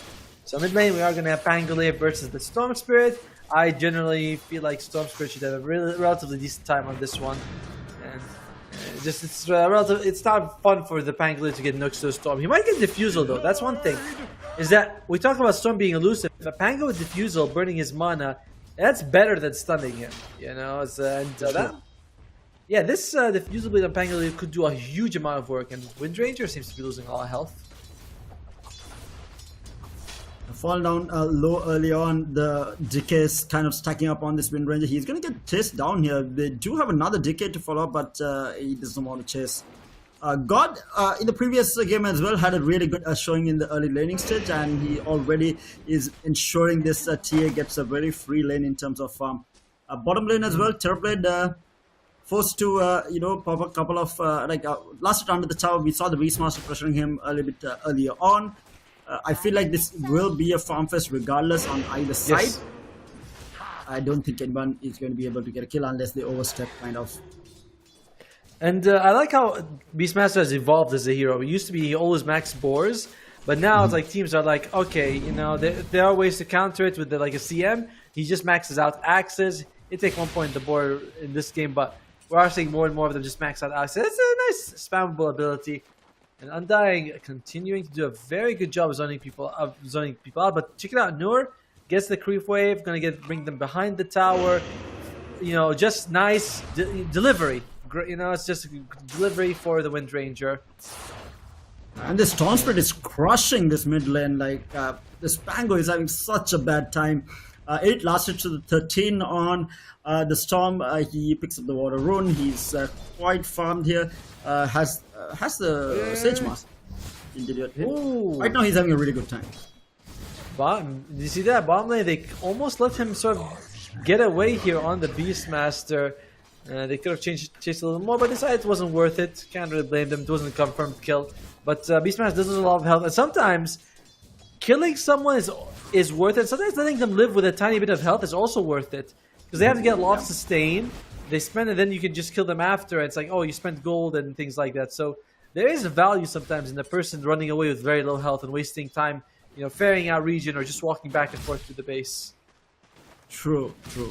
I think previously also, like, I remember a meta where people used to go and commit suicide without having to do that, you know. But now it's not really as worth.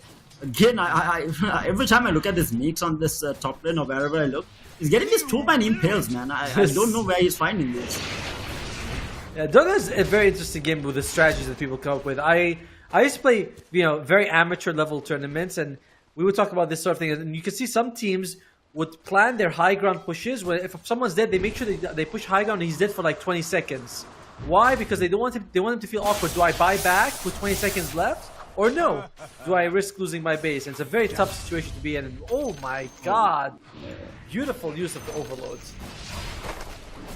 Yeah, that's a horrible one. That's a solo kill as well. The laner's already going pretty bad for the Pango, and it just makes it a lot worse. This Storm is going to get level 6 a lot sooner. He's almost level 6, a full level ahead of this Pangolier. It is definitely going to be a tough one. In the meantime, top lane, God is going to be in trouble. The power shot misses though. If the power shot did land, he might have died there. 100%, I think it's level 2 power shot, so it's 270 damage. It's a lot. This is one of the most damaging nukes in the basic abilities in the game. 470 damage at max level.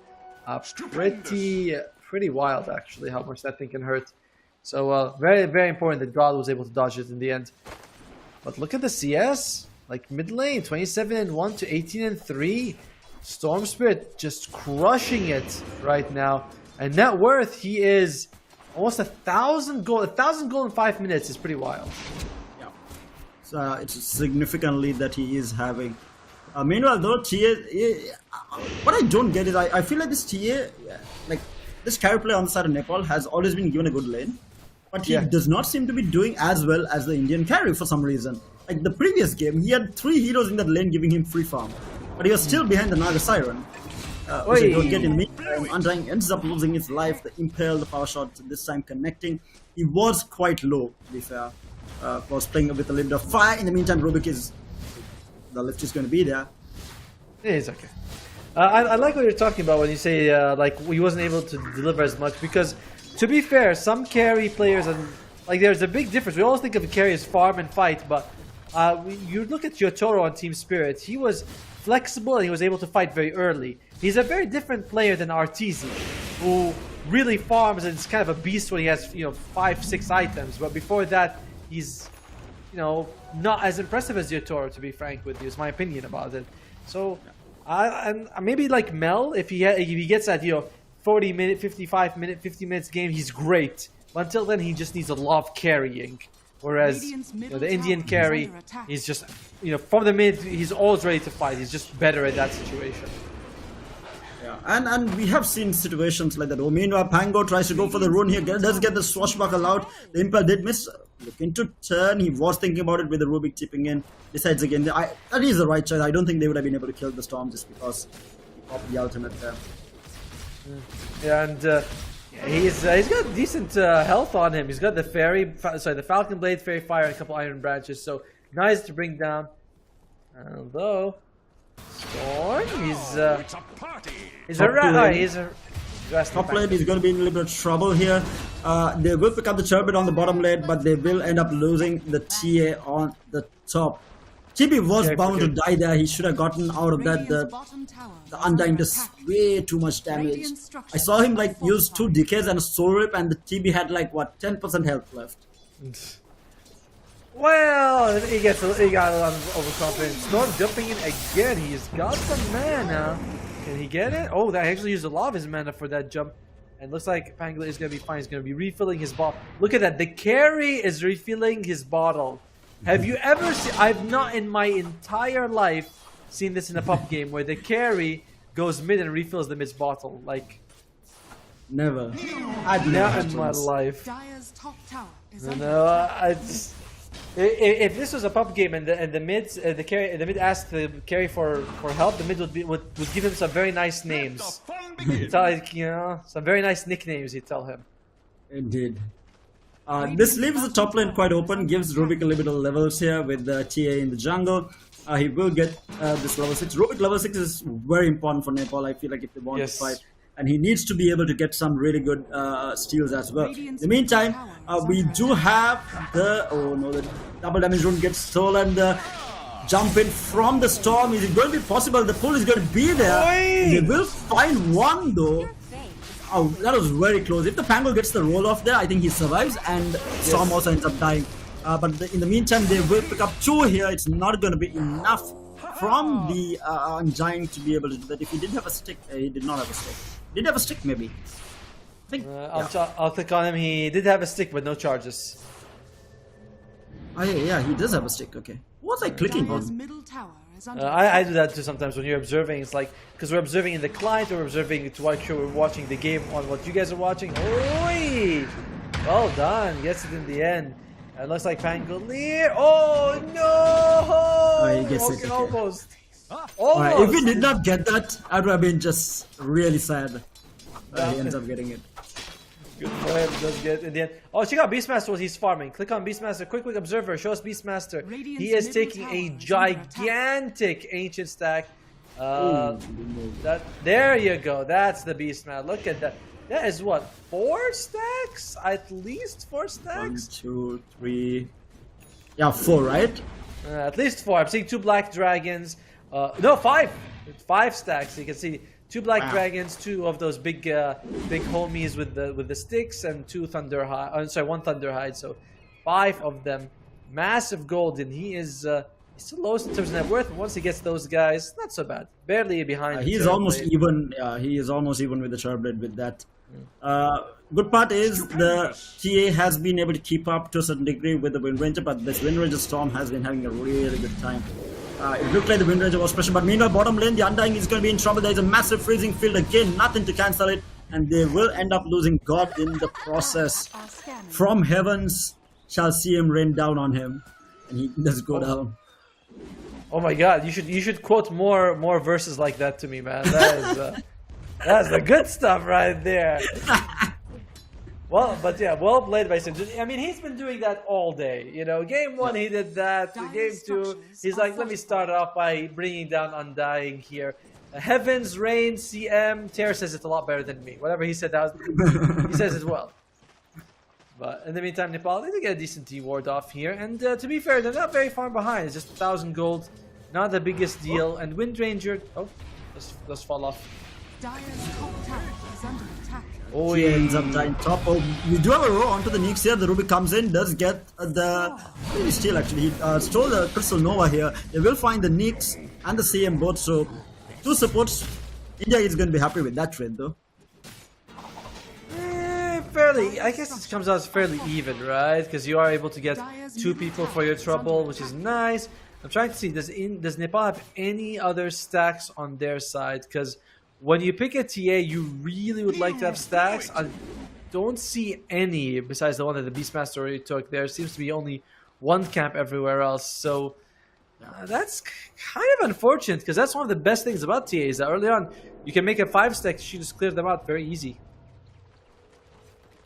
This Rubik ended up getting the double kill there, so he gets a decent income of gold here. Has the Arcane Blitz picked up, completing the magic one, picks up the power shot to power shot as well. Wind Ranger needs to be careful though. Rubik can actually go for a lift into power shot and Fate Bolt. That Wind Ranger is dead if he does step out. But yeah, I think he also realized it, just backing off a little bit there. Only level 2 power shot though. For those level 4 I would agree with you, but it's only level 2.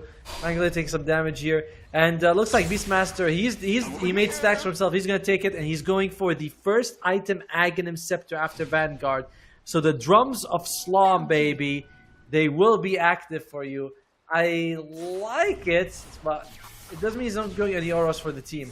And Diffusal is going to be the item choice for the Pango. So I like that a lot. We did talk about how great Mana Burn is for Pangolin in this game. Whoa, what'd I miss? And they need to be able to control this storm, because the storm is kind of getting out of hand here. Almost at 6.5k net worth. Has almost picked up the Witchblade as well. Yeah, he picks it up now. So this storm is quite fat right now. And they need to be able to get diffusal, because they don't really have catch other than this Rubik left and what you call row coming out from the Beastmaster. So they need the diffuser. With diffuser, I think the storm dies. Like you roll the storm, diffuser blade on Pangolier. Oh, he jumps mid again this time around with the Witchblade going into work on the Pangolier. Pangolier goes down, and the CM yet again with the freezing kill, and the Beastmaster taking no chances, uses the row. He might end up going down as well. The Impel is not even needed. They will find the Storm here. Storm is out of mana. The Undying is going to be chasing him down. The TA going to work on the Nyx Assassin. In the meantime, they will find the Impel stolen from Stan there. He finds it, and they end up getting that a good hit back coming out from Nepal, punishing that Storm Spirit for getting that aggressive there. Very good comeback there. Great use of the tombstone. Radiant's middle tower. They didn't have vision on that Wind Range. I think if the trap came out a little bit earlier, they might have been able to go on him, because the Rubik did get off the Impel. Oh, the lift is going to be there. The Wind Run is going to be there as well, though he's going to be able to run away. The slow is not good enough. Rubik jumps in. Mega kill for him with that Fate Bolt. My God! Great use of the Tumbler's toy for the range as well. And you gotta give credit as well to Mel for putting on that trap. Like I was saying, maybe he's very comfortable with the hero. And that does seem to be it. He looks very comfortable putting on that, giving vision for Stan. Stan jumps in, gets the Fate Bolt from a mile away. Nepal, they swing very hard right now. Is Terribly going for a diffusal as well? No, Dragon Lance, okay. I was worried for a moment. Interesting. I mean, it's not bad. It's just interesting that he would go for it in this game. That's what I think. That was a Dragon Lance being delivered. I'm not a big fan of the diffusal tab, but I've seen people get against Medusa, and even then I'm kind of like, he'd rather just go for the more standard stat. Oh, the Storm jumps in onto the Rubik. Rubik is going to be in a little bit of trouble here. The Impel is not going to latch. He will end up going down for 30 seconds. The Pangolier rolling around will only find the CM. So a trade-off on supports here, but they will find on the side though.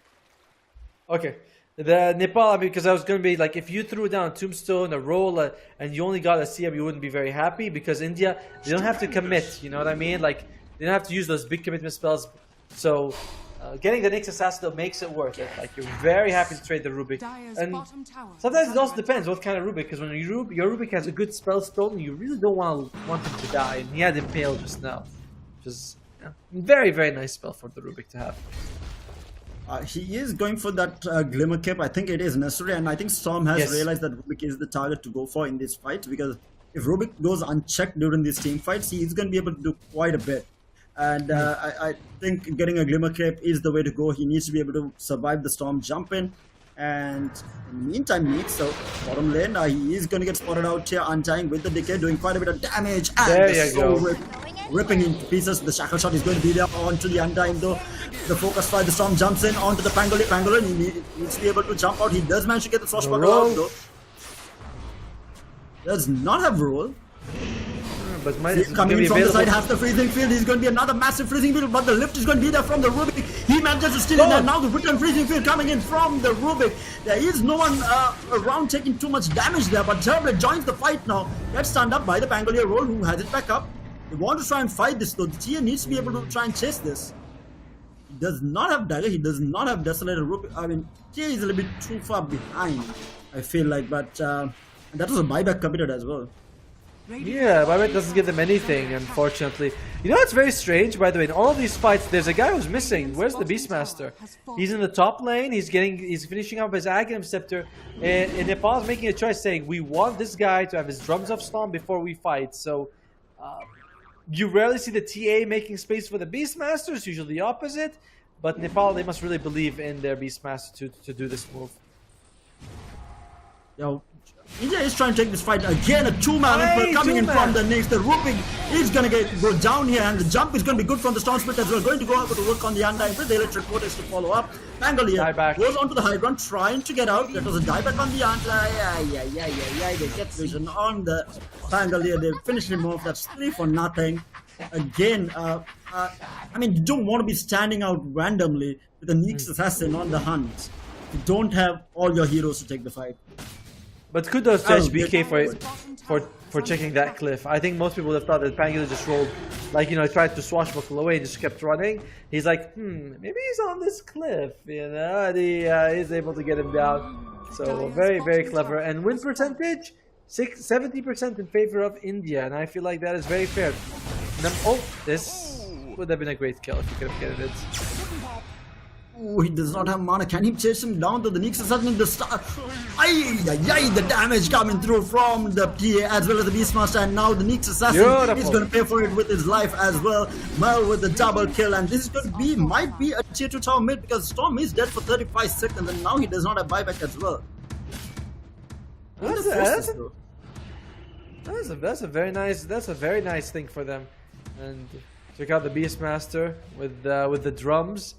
These things, you know, one of these days I'm going to sit and read exactly what this ability does, because it's got a novel of a description. You know, like, have you ever put your mouse on it and it's like this gigantic paragraph of words, and you're like, oh my god, I'm not quite sure what it is yet. Look at that! Look at that! Like, what is that? And do you see that underneath it? Like, the damage, the radius, the stuff, and it's like, holy moly, what is this? It's got like... There's short drum interval, there's longest drum interval, and then there's... drum hit damage, heal from heroes. It's like, what? But basically, the more you hit, the more you bang the drum, and it gets short. Something happens. Yeah, the longest between drums is 3 seconds. That means you hit, but the shortest goes down to 0.4 seconds. So it's nice. I guess. I don't know. It's a very complicated ability for sure. Indeed. That was a good fight for Nepal. So hitting back a little bit here, only a 1,000 net worth advantage towards India, and with that they bought their win probability up to 37%, which was only at 30 before. So, you know, little by little, trying to come back into this game. But they need to be careful on how they do take these engagements. The vision is going to be very important. You don't want this Nyx Assassin getting 2-man impels to start things off. That's going to be key for India in taking this fight. Especially this Rubik cannot afford to get caught. I gotta say, I'm surprised Nepal's kind of taking it easy at this point, because you just finished the Aghanim Scepter on the Beastmaster. Maybe there's a... what is it? Guess so, it's finished just now on the TA. That's kind of nice. Oh, they are going to go for Roshan. They're waiting for Roshan to come from the Dire side. Look at him, he's running to his side. Step away, he's like, move bitch, that's my house. And he goes in, Beastmaster gets hurt, but that is gonna be the Roshan going to fall. Is it time to fight for Nepal, because you want to start taking control of this game. You do not want to go too late against this Terrorblade. I did like this has to be their timing, right? Yes. You take map control here, tier 2 bottom, tier 2 mid. They have to work on these objectives and starve this Terrorblade out. The Terrorblade still has the entirety of that top side to be able to farm, because the tier 1 tower is still alive top, and they don't really have control over that area. And Terrorblade is happy in the jungle, throwing out illusions to try and push out the wave, so he's still getting that farm that is required. And TA has been able to catch up, but who is more scared late game? You know, you're obviously more scared against this Terrorblade more than anyone else. Yes. And look at them, they do take damage very quickly as well. Sorry, buildings very quickly with the Deso, with the Beastmaster, who's got 3 points in their beast, not maxed out yet, but 3 points is a lot. And this is it's getting a bit tense for India right now. The problem with Nepal is, but every time you look at them, someone's getting close to Knight. Pangolier is now close to his Agam Scepter. So what happens is that you go, hey guys, you guys want to go high ground? One guy goes, no, I'm very close to this item. Let's wait. You go, okay. That guy finishes. You want to go high ground? No. Another guy lifts his hand. I'm very close to this item. They want to try and take this fight. The Pangolier gets caught out. The Stormtrooper jumps in with the electric vortex, but he is strong for now. The roll is going to be used onto the Neeks. Not the best target. Now the focus fire on the Beastmaster, but he's just too tanky. Terrorblade wants to fight with that Scarlet, but he gets away, and they will get a one-man trade here, but meta is popped, so technically Nepal can re-engage, wait this out and re-engage afterwards. Perfect if they could do that. Absolutely vital if they can do that. And are we close to the very close to the Agam Scepter on the Pangolier, by the way? That also adds so much to them. Meta is, I think, he's about to go down here. Oh no, actually, so he's farming. He's got about 20 seconds left here. So if they can wait that out, you can have... TA might just lose his ages here. Pops a refraction for the time being. The impact is not going to land. He is going to be able to walk away here. The problem is they don't have the Rolling Thunder as well as the road to try and engage this as well. So it's going to be a slow siege if they want to go high ground. Yeah, Flesh Golem is going to be available, but you don't have the Tombstone. That's kind of a big part of your team fight right now. TA half health. You gotta be careful. Do not waste this Aegis. You know, you worked hard for it. You do not want to give it away for nothing. And maybe they just decide. Oh, Storm does not have mana here. He might die into the 4-star forward, but the shackle shot is the Wind Ranger kind of scared him away. Dude, he jumped in with no mana. What? Dude, oh god. Okay, just barely. That could have been a bit of a disaster, but good job by India to sort of scare them, being like, oh yeah, we're gonna protect the Storm. Like I think Nepal was not ready. You don't see that happening very often. You won't expect the Storm to be jumping in without mana as well, to be fair. Like, no one would ever do that. It's like, no, he would. Krish does it. So they just go for the safer objective. I like this. Aegis 2 minutes left, so you have plenty of time if you want to go high ground. You have everything available. Flesh Golem just expired, sorry. So that's not going to be available. Saw the Terrorblade, the pings are going off. If they can't find this Terrorblade, that is massive. He is still looking, the trap is going to catch out the illusion, he's going to TP out, no one is going to be there on time. Oh. That's unfortunate. But very fortunate if you're a fan of India. Yeah. You know, Indian fans are like, whoo! Hey, I'm a bit biased here, I want a game 3 here. I'm all Nepal right now. Well, I am not biased, sir. I have no biases whatsoever. One thing that is very nice for India, by the way, is that they have 2 Philosopher's Stones on their supports. That may not seem like a whole lot, but it's 180 GPM for your team every minute, and it adds up. Like this is a big. Oh, sorry, not 150, 150 because the GPM bonus was reduced. It's a big deal. Like you'll see the supports are going to scale a little bit better. You can see CM is number 1 in terms of net worth. Indeed. Correct decision by Nepal. They are going to clear out all these outer towers. But in the meantime, Storm has been happy to split push this. He is building up into a Lincoln Sphere. He really does not need BKB. I mean, there isn't really good enough stunts on the Nepal side to warrant a BKB pickup for him. So he is just going for that Lincoln Sphere. He's only worried about the road that is going to be coming out. Strangely enough, Tormentor going to be left alone. Well, they want to go for it now on Nepal. On Nepal's side here. And who would you like to give it on? Probably the Rubik. Getting him to save would be really nice, but the Tombstone... Awesome. And who gets the Rubik does get it, by the way. And this is something I talked about. For some reason, it doesn't show on the side this information. It shows when you have to press enter to see who picked up the shard. It's very, very odd and weird like UI that needs to be fixed. Indeed, they have another Tormentor if they want to go for it and maybe get the shard on the Undying as well. Not as great, obviously, but you can bunker inside it. Yes. And Ally can bunker inside it. That's the new shard on Undying. Has fallen. Interesting interaction. I mean, technically, Undying doesn't have to put you in. You can go inside yourself. Well, meanwhile, there's a jump onto the Pangolier. Pangolier falling down low. They're able to follow up and a massive kill for India here. Rubik, in the meantime, does get a tossed up. They are want to chase after this Rubik. Rubik needs to be careful. He needs to survive in this fight. Storm is out of mana. In the meantime, Roy is going to be there on the CM falling down low. He does not get the freezing field of Turbo. Turns around on the Beastmaster. Beastmaster is so tanky. He's going to survive. Can they turn this around on the side of Nepal? Is going to be the question. Turbo so low. Oh God, the side blades. One hit away. He does get the Sunder off onto the Stone Spirit, but he still might end up dying here. But the shackle shot, what a shackle coming out from the Wind Ranger onto two heroes. Can they still chase? Nepal, they smell blood in the water here. The Turbid solo, 1 HP. He goes down to stand with the Fate Ball to secure the kill. A massive fight coming out from Nepal, pushing India back. India started out the fight well, but they could not find that kill onto the Rubik. The Storm had the right idea, went onto the Rubik, but they just could not bring him down. That Glimmer kept keeping him alive that entire time.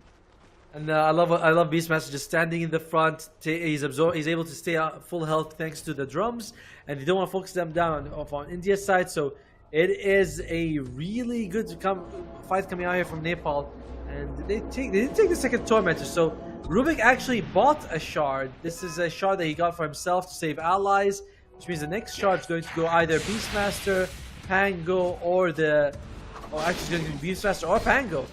Everyone else has a shot. TA has a shot. I did see that silence come out earlier. Rubik actually got the shot from the top Tormentor because, sorry. Oh, I thought it was Undying. No, it was Rubik. Yeah, you're right. Completely my bad. Sorry. So, yeah, this is going to be Undying will probably get the next one. Him or the Beastmaster.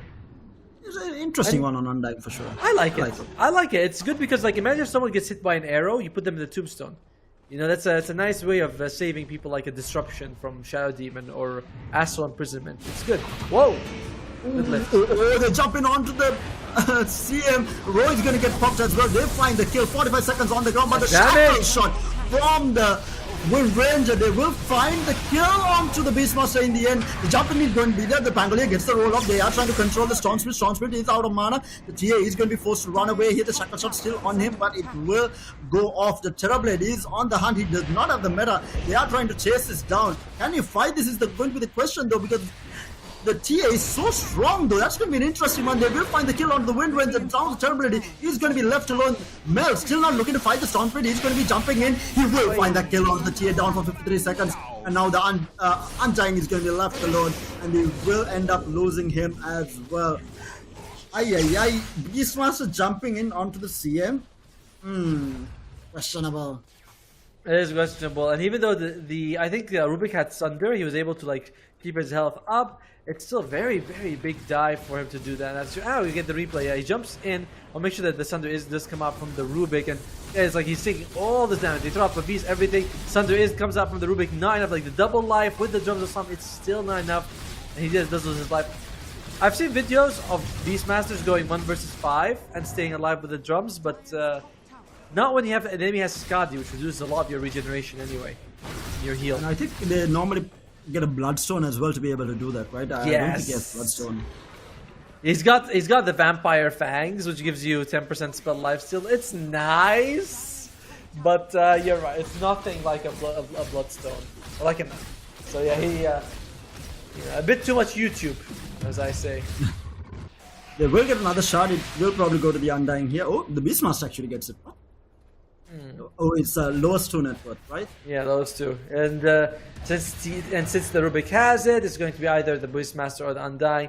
And Beastmaster they do get a stun. They really need. I mean, it's not a stun, it's a root, but they really need it. They really would like to have it, so I'm good with that. They get an Arcane Rune and they get an Illusion Rune and an Inverse on the Storm. Lines are being drawn. Storm has a general idea of where the rest of Nepal is going to be. They are trying to force the issue here. Correct timing, they are ahead. Scanning. Yeah, but They're jumping onto the next row. Is going to be there, but the Storm with the jumping onto the Beastmaster. Beastmaster so strong, staying alive for the time being. He will survive, and a lovely Pangolier roll coming in. They will find a kill onto the CM, but in the meantime, Tombstone is going to get brought down by the Terror. The Storm is going to get stuck in the corner. He does that just enough mana to just pop down. Pangolier needs to be able to get out of here. No one else is fighting this. They are trying to chase the Pangolier down. Pangolier, the Glimmer Cap is going to be there. He does get the Swashbuckle out. The BKB is going to get popped on the Wind Ranger. He's trying to work on the Undying. Undying will end up falling down. He's gone for 47 seconds. So in the end, it's going to be a one trade. The CM did buy back into the fight, and this is why Nepal was reluctant to take the fight. Again, I mean, I understand the Beastmaster starting fights, but whether the row should be used on one of these supports is going to be the question. Like, yeah. It's the best source of control. Oh and my when god, Storm the jumps jump in, onto the Rubik. Rubik still survives, and the shackle shot lands on the TA. TA is going to be in a world of hurt here. He manages to get the reflection off here, but he's falling down low. He's dead for 65 seconds. The Rubik is dead for 38 as well. Undying goes down. That's a dieback on him. And Nepal just giving everything away. They were in a position to try and turn things around, but in the end, India heading back hard here. I mean, it's like you said, those roars, they're not hitting anyone. Can you imagine if you could roar like the Storm Spirit? I think Storm Spirit's got the Linkus, but you can remove it with like a Spell Steal Jump Roar. You know, then they can do that and get him. He's the bigger target. Nepal. I mean, again, they give India a challenge, but it's just like they just need a little bit more. Jumping on the Pango, he's gone. He's gone. He's got buyback. He's got buyback, and if he wants a base to, he's gonna have to use it if he wants to have a base. India, that's one Rax. There's no reason to stop. They choose. Right. You know, even though the tiers 2s are down, they're saying let's just go back. Storm Spirit not full mana. No meta on the tier blade. They're like, all right, I like it. I respect it. The discipline. And technically, they have the better late game as well, right? They don't really need to force this technically. Where Terrorblade just gets infinitely stronger than this TA later on, so they don't really need to force it. And TA is falling off. I mean, he only has 6 Desolator charges, just a BKB and Hurricane Pike. Doesn't really have anything. No Deadless, no AC, no Sight, no Orchid. Like, none of these big damage items that you want to see. The only damage that you bring is this Desolator. And one thing I want to make sure that we also highlight is how important this match is. The winner of this match goes to Riyadh. They are the representative of South Asia. India is 1 point ahead, so this is their match point. Nepal needs to win this and the next match, and India is already ahead by 11,000. Has the Aegis, has a Cheese, has a Late of Rax. Nepal, they're going to have to pull a rabbit out of a hat and a hat out of a rabbit if they want to win this game. Indeed, it's basically almost impossible right now. They have a 9% win probability according to Dota. 9%.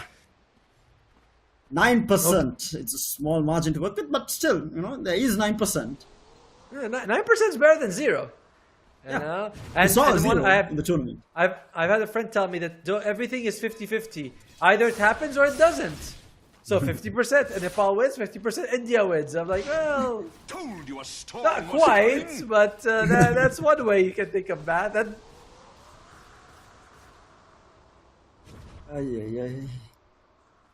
It's going to be a tough hold now for Nepal here, defending high ground. They do have a decent bit of wave clear with the wild access from the Beastmaster. You have the Fate Bolt, but the problem is India is not going to be waiting for any of this. Storm has Aegis. He's going to be able to jump in. He has Aghanim Scepter right now.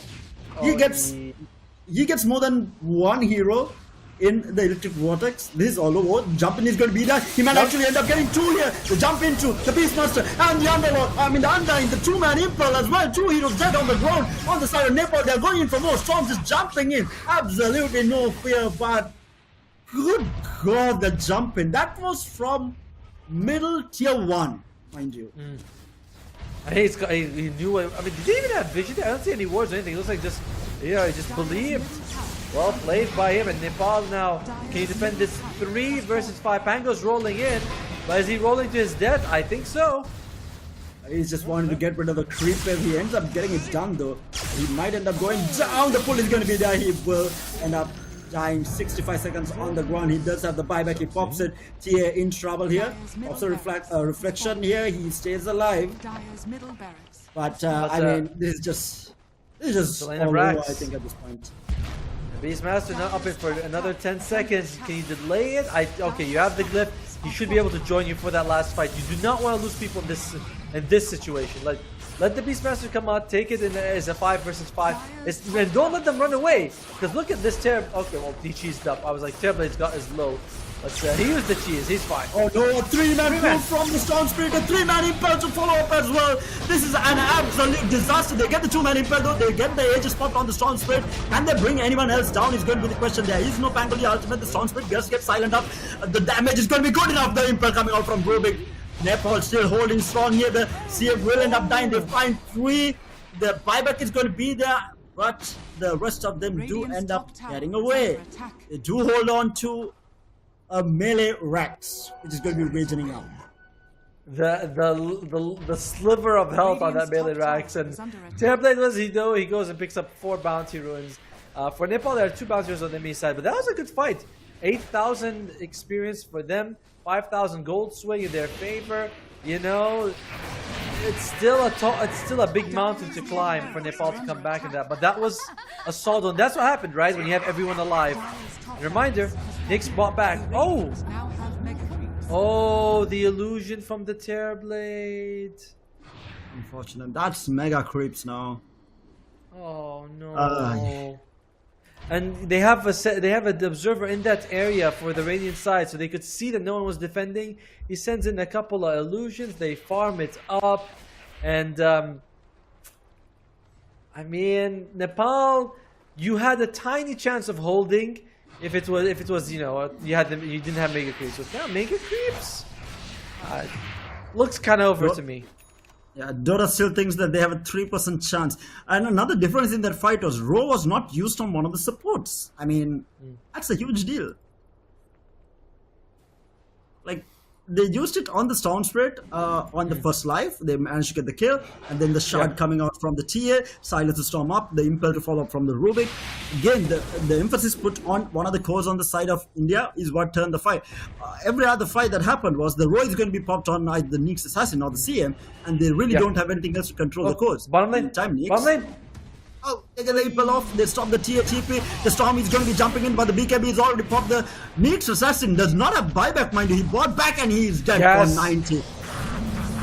But they need everyone to show up here. The Wind Ranger with the Focus Fire will end up bringing the TA down, and now the Undying is going to get shackled up as well. They will end up losing 2.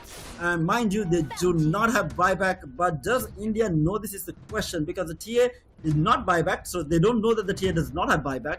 And the same holds true for the Undying, because it has been a significant amount of time since he bought back. So India does not have an idea whether these 2 heroes are buyback or not. Might look to force it though. Luckily the TA does have it, but so that's nice for them. And if he does buy back, you will have a 5 versus 4 fight, because like we said, this was a dieback on the Nyx. They want to go for it. Look at the range of that Impale. That is very nice. Double butterfly. I love how we're in the same mind. There's no MKB on TA, by the way. Butterflies does stack. Not perfectly, but does stack. Oh, the Roy is going to be there. Can they bring him down? Is going to be the question. Do they have the damage here? He might not be able to get the Thunder off. 80 seconds on the ground. The Storm Spirit is able to zip away, but the focus fire on the TA. This might be a dieback on the TA. TA is being kept alive, but he ends up going down. 100 seconds on the ground on the TA. They will find the written kill on the Wind Ranger, but they will end up losing a tier 4. Nepal still holding on to tier life. 1% winning chances according to Dota. They hold. I mean, that's pretty damn amazing here. I was still over the stream. 1%, but Nepal, they believe it's 50-50. They say either we win or we lose. You know, so they feel like they have a chance. Hey, look, the chance just doubled from 1 to 2%. The stolen Impale was very valuable. He's got an Aether Lens on the Rubik. Trouble here. The Storm jumps forward, does not find him. The Pango is going to be able to get the row off. roll off onto the Nyx Assassin. Mind you, Nyx Assassin still does not have buyback. He's dead. He's dead for another 63. India might be throwing the CM. Is going to be in trouble as well. The Undying is coming from the sideline. They will find the pull on to 3 heroes. The midfield gets cancelled by the Rubik. Calipers, what a play coming out from the Rubik. And now the BKB is going to get popped on the Storm Spirit. Storm Spirit down to no mana at all. They're jumping from the Pangolier, keeping the Storm in check. They are going to be able to chase him down. And Roy is going to be there as well. They put him down. That's a dieback on. I mean, that's a death on him as well. That's a full team wipe. But in the meantime, they are losing their base. Tier 4 tower down to just 20% HP. They cannot afford to push. Can they push fast enough is going to be the question, because the TB has spawned alongside the Wind Ranger. It's hard, man. Look at the creeps. You got no creeps even past the river. If you're Nepal, there's no way you can reach the enemy side in time. Even with the Storm Spirit dead. I mean, maybe if they book it all 5, but there's no creeps in their top lane. Creeps pushing in. Bottom lane, creeps pushing in. And with one tier 4 tower barely standing, it's a bit tough. And this is, unfortunately, Nepal, they have to win another team fight before you can think about like getting any advantages. The situation is going to stay exactly as it is. Percentage doubled again, by the way. 4%? 4%, baby? And you know why this all happened? For one reason. Terrorblade sent a couple of illusions on a very low health racks and got it. And that really put Nepal in an unfortunate situation. Mega creeps in every lane. Oy. Yeah. Anyway, but let's see. It's a fun one, right? Because Nepal is fighting back there, holding on for dear life here, and it's really entertaining to watch as well. And we are seeing some really good fights coming out from both teams. And Beastmaster, he's got a refresher orb. I think he put it on a courier or something. Yeah, he's hiding it. Do you see that? He's putting it on the courier so the enemy does not know he has a refresher orb. He's probably going to have the courier. Very clever, very, very clever. So that it shows up out of nowhere. Aether Lens, Rubik, maxed outside Arcane Supremacy. Very, very high cast range on his spells if he can get something good. What's the buyback stats? Can we look at that for a second? I want to make sure who's got buyback, who doesn't.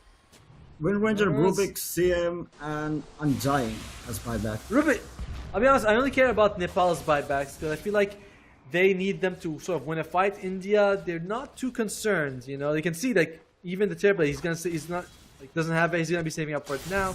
Same thing with the Storm Spirit. Like Nepal has to win a team fight and they might need buyback. India doesn't really care too much. They're not being threatened basically. Indeed. Here though, looking to pick up, he picked up the Crystallis, but he realized that the Terrorblade had double butterfly. In the meantime, Terrorblade going to work on this Ancient here. We do have the rolling coming from the Pangolier, trying to keep the Terrorblade in check. The roll is going to be there, but where is the damage here? Coming in from the TA. TA is not going to be enough. The Sunrise is going to go off. That's the Beastmaster dead without buyback. They will end up losing the Undying. Buys back into the fight. TA going to get saved by the Rubik for the time being. He does manage to melt up. He's going to get forced up back into the base. The Storm Spirit does not have mana. In the meantime, triple kill for the Terrorblade on the backside. We do have another buyback coming out from the Pangolier. Can they finish this off on the side of India? India for the chance to go into Gamers8 in Abu Dhabi, but the Terrorblade is dead with buyback for 87 seconds, but Trump does not have buyback. 92 seconds on the ground, and Nepal still holds on. They're trying to chase though. Can the Pangolier and Rubik be able to chase down this Nyx and CM? Pangolier chases down the Carapace, stunning him up. Rubik does have a blink dagger, but the Nyx is gone. Oh, Wind Ranger coming in. The dodge from the Rubik with that blink. What a play. But the focus fire onto the Rubik. He does manage to go to Glimmer Cape, but he ends up going down. The dust is going to be there. The shackle shot onto the Pangolier as well. The CM is going to be there. He's going to get locked in pits. He's there with a 5 for 120. And now Terrorblade buys back immediately into the fight. He knows that the Pangolier does not have buyback. This might just be all over. Oh, another shackle shot onto the TA. TA cannot afford to die. The focus fire to follow up. Dead without buyback. 94 seconds on the ground. Undying coming in as well. One by one, like dominoes, they fall. Nepal, it is all over, and India takes the spot. Going to Gamers8 in Saudi. What a play coming out from India. They hold strong in the end. Man, I gotta say, You know what bugs me? You know what really bugs me is that Beastmaster, he sees the Lotus Orb on the tip. It's not. It was on. He tries to time it so he gets it at the very end. You know, like he thinks like, oh, but he jumps and gets it, and he self stuns, refreshes, cannot get the second roar out, and that cost him his life. He didn't have buyback because I see him dead. He's got active. So really unfortunate. His team did a good job holding, but we talked about buyback situations. What really mattered was Nepal's buybacks, and unfortunately, they were forced to use all of them in that situation, but they didn't have it on the Beastmaster. God, it's so close. It was so close. But kudos. You first, please. Yeah, definitely it was so close. I think it hats off to Nepal for the fight that they gave. They did end up making some really crucial mistakes, but they held on strong. They showed that they do have that capability to take the fight to India. And India, we saw them struggling here and there. We saw them struggle a bit in the mid game where they took the first edges on the side of Nepal, and Nepal was kind of putting the pressure on them. Then they made like a very crucial mistake here and there. Then India got back the advantage. It's not like India had like a very easy game throughout this second game. It's not like they breezed through. Like Nepal actually did give them a massive fight. So huge amounts of respect for the fight that Nepal put up. But in the end, it is India. I mean, they deserve to be there. They performed extremely well across the group, like against every team that was inside that group.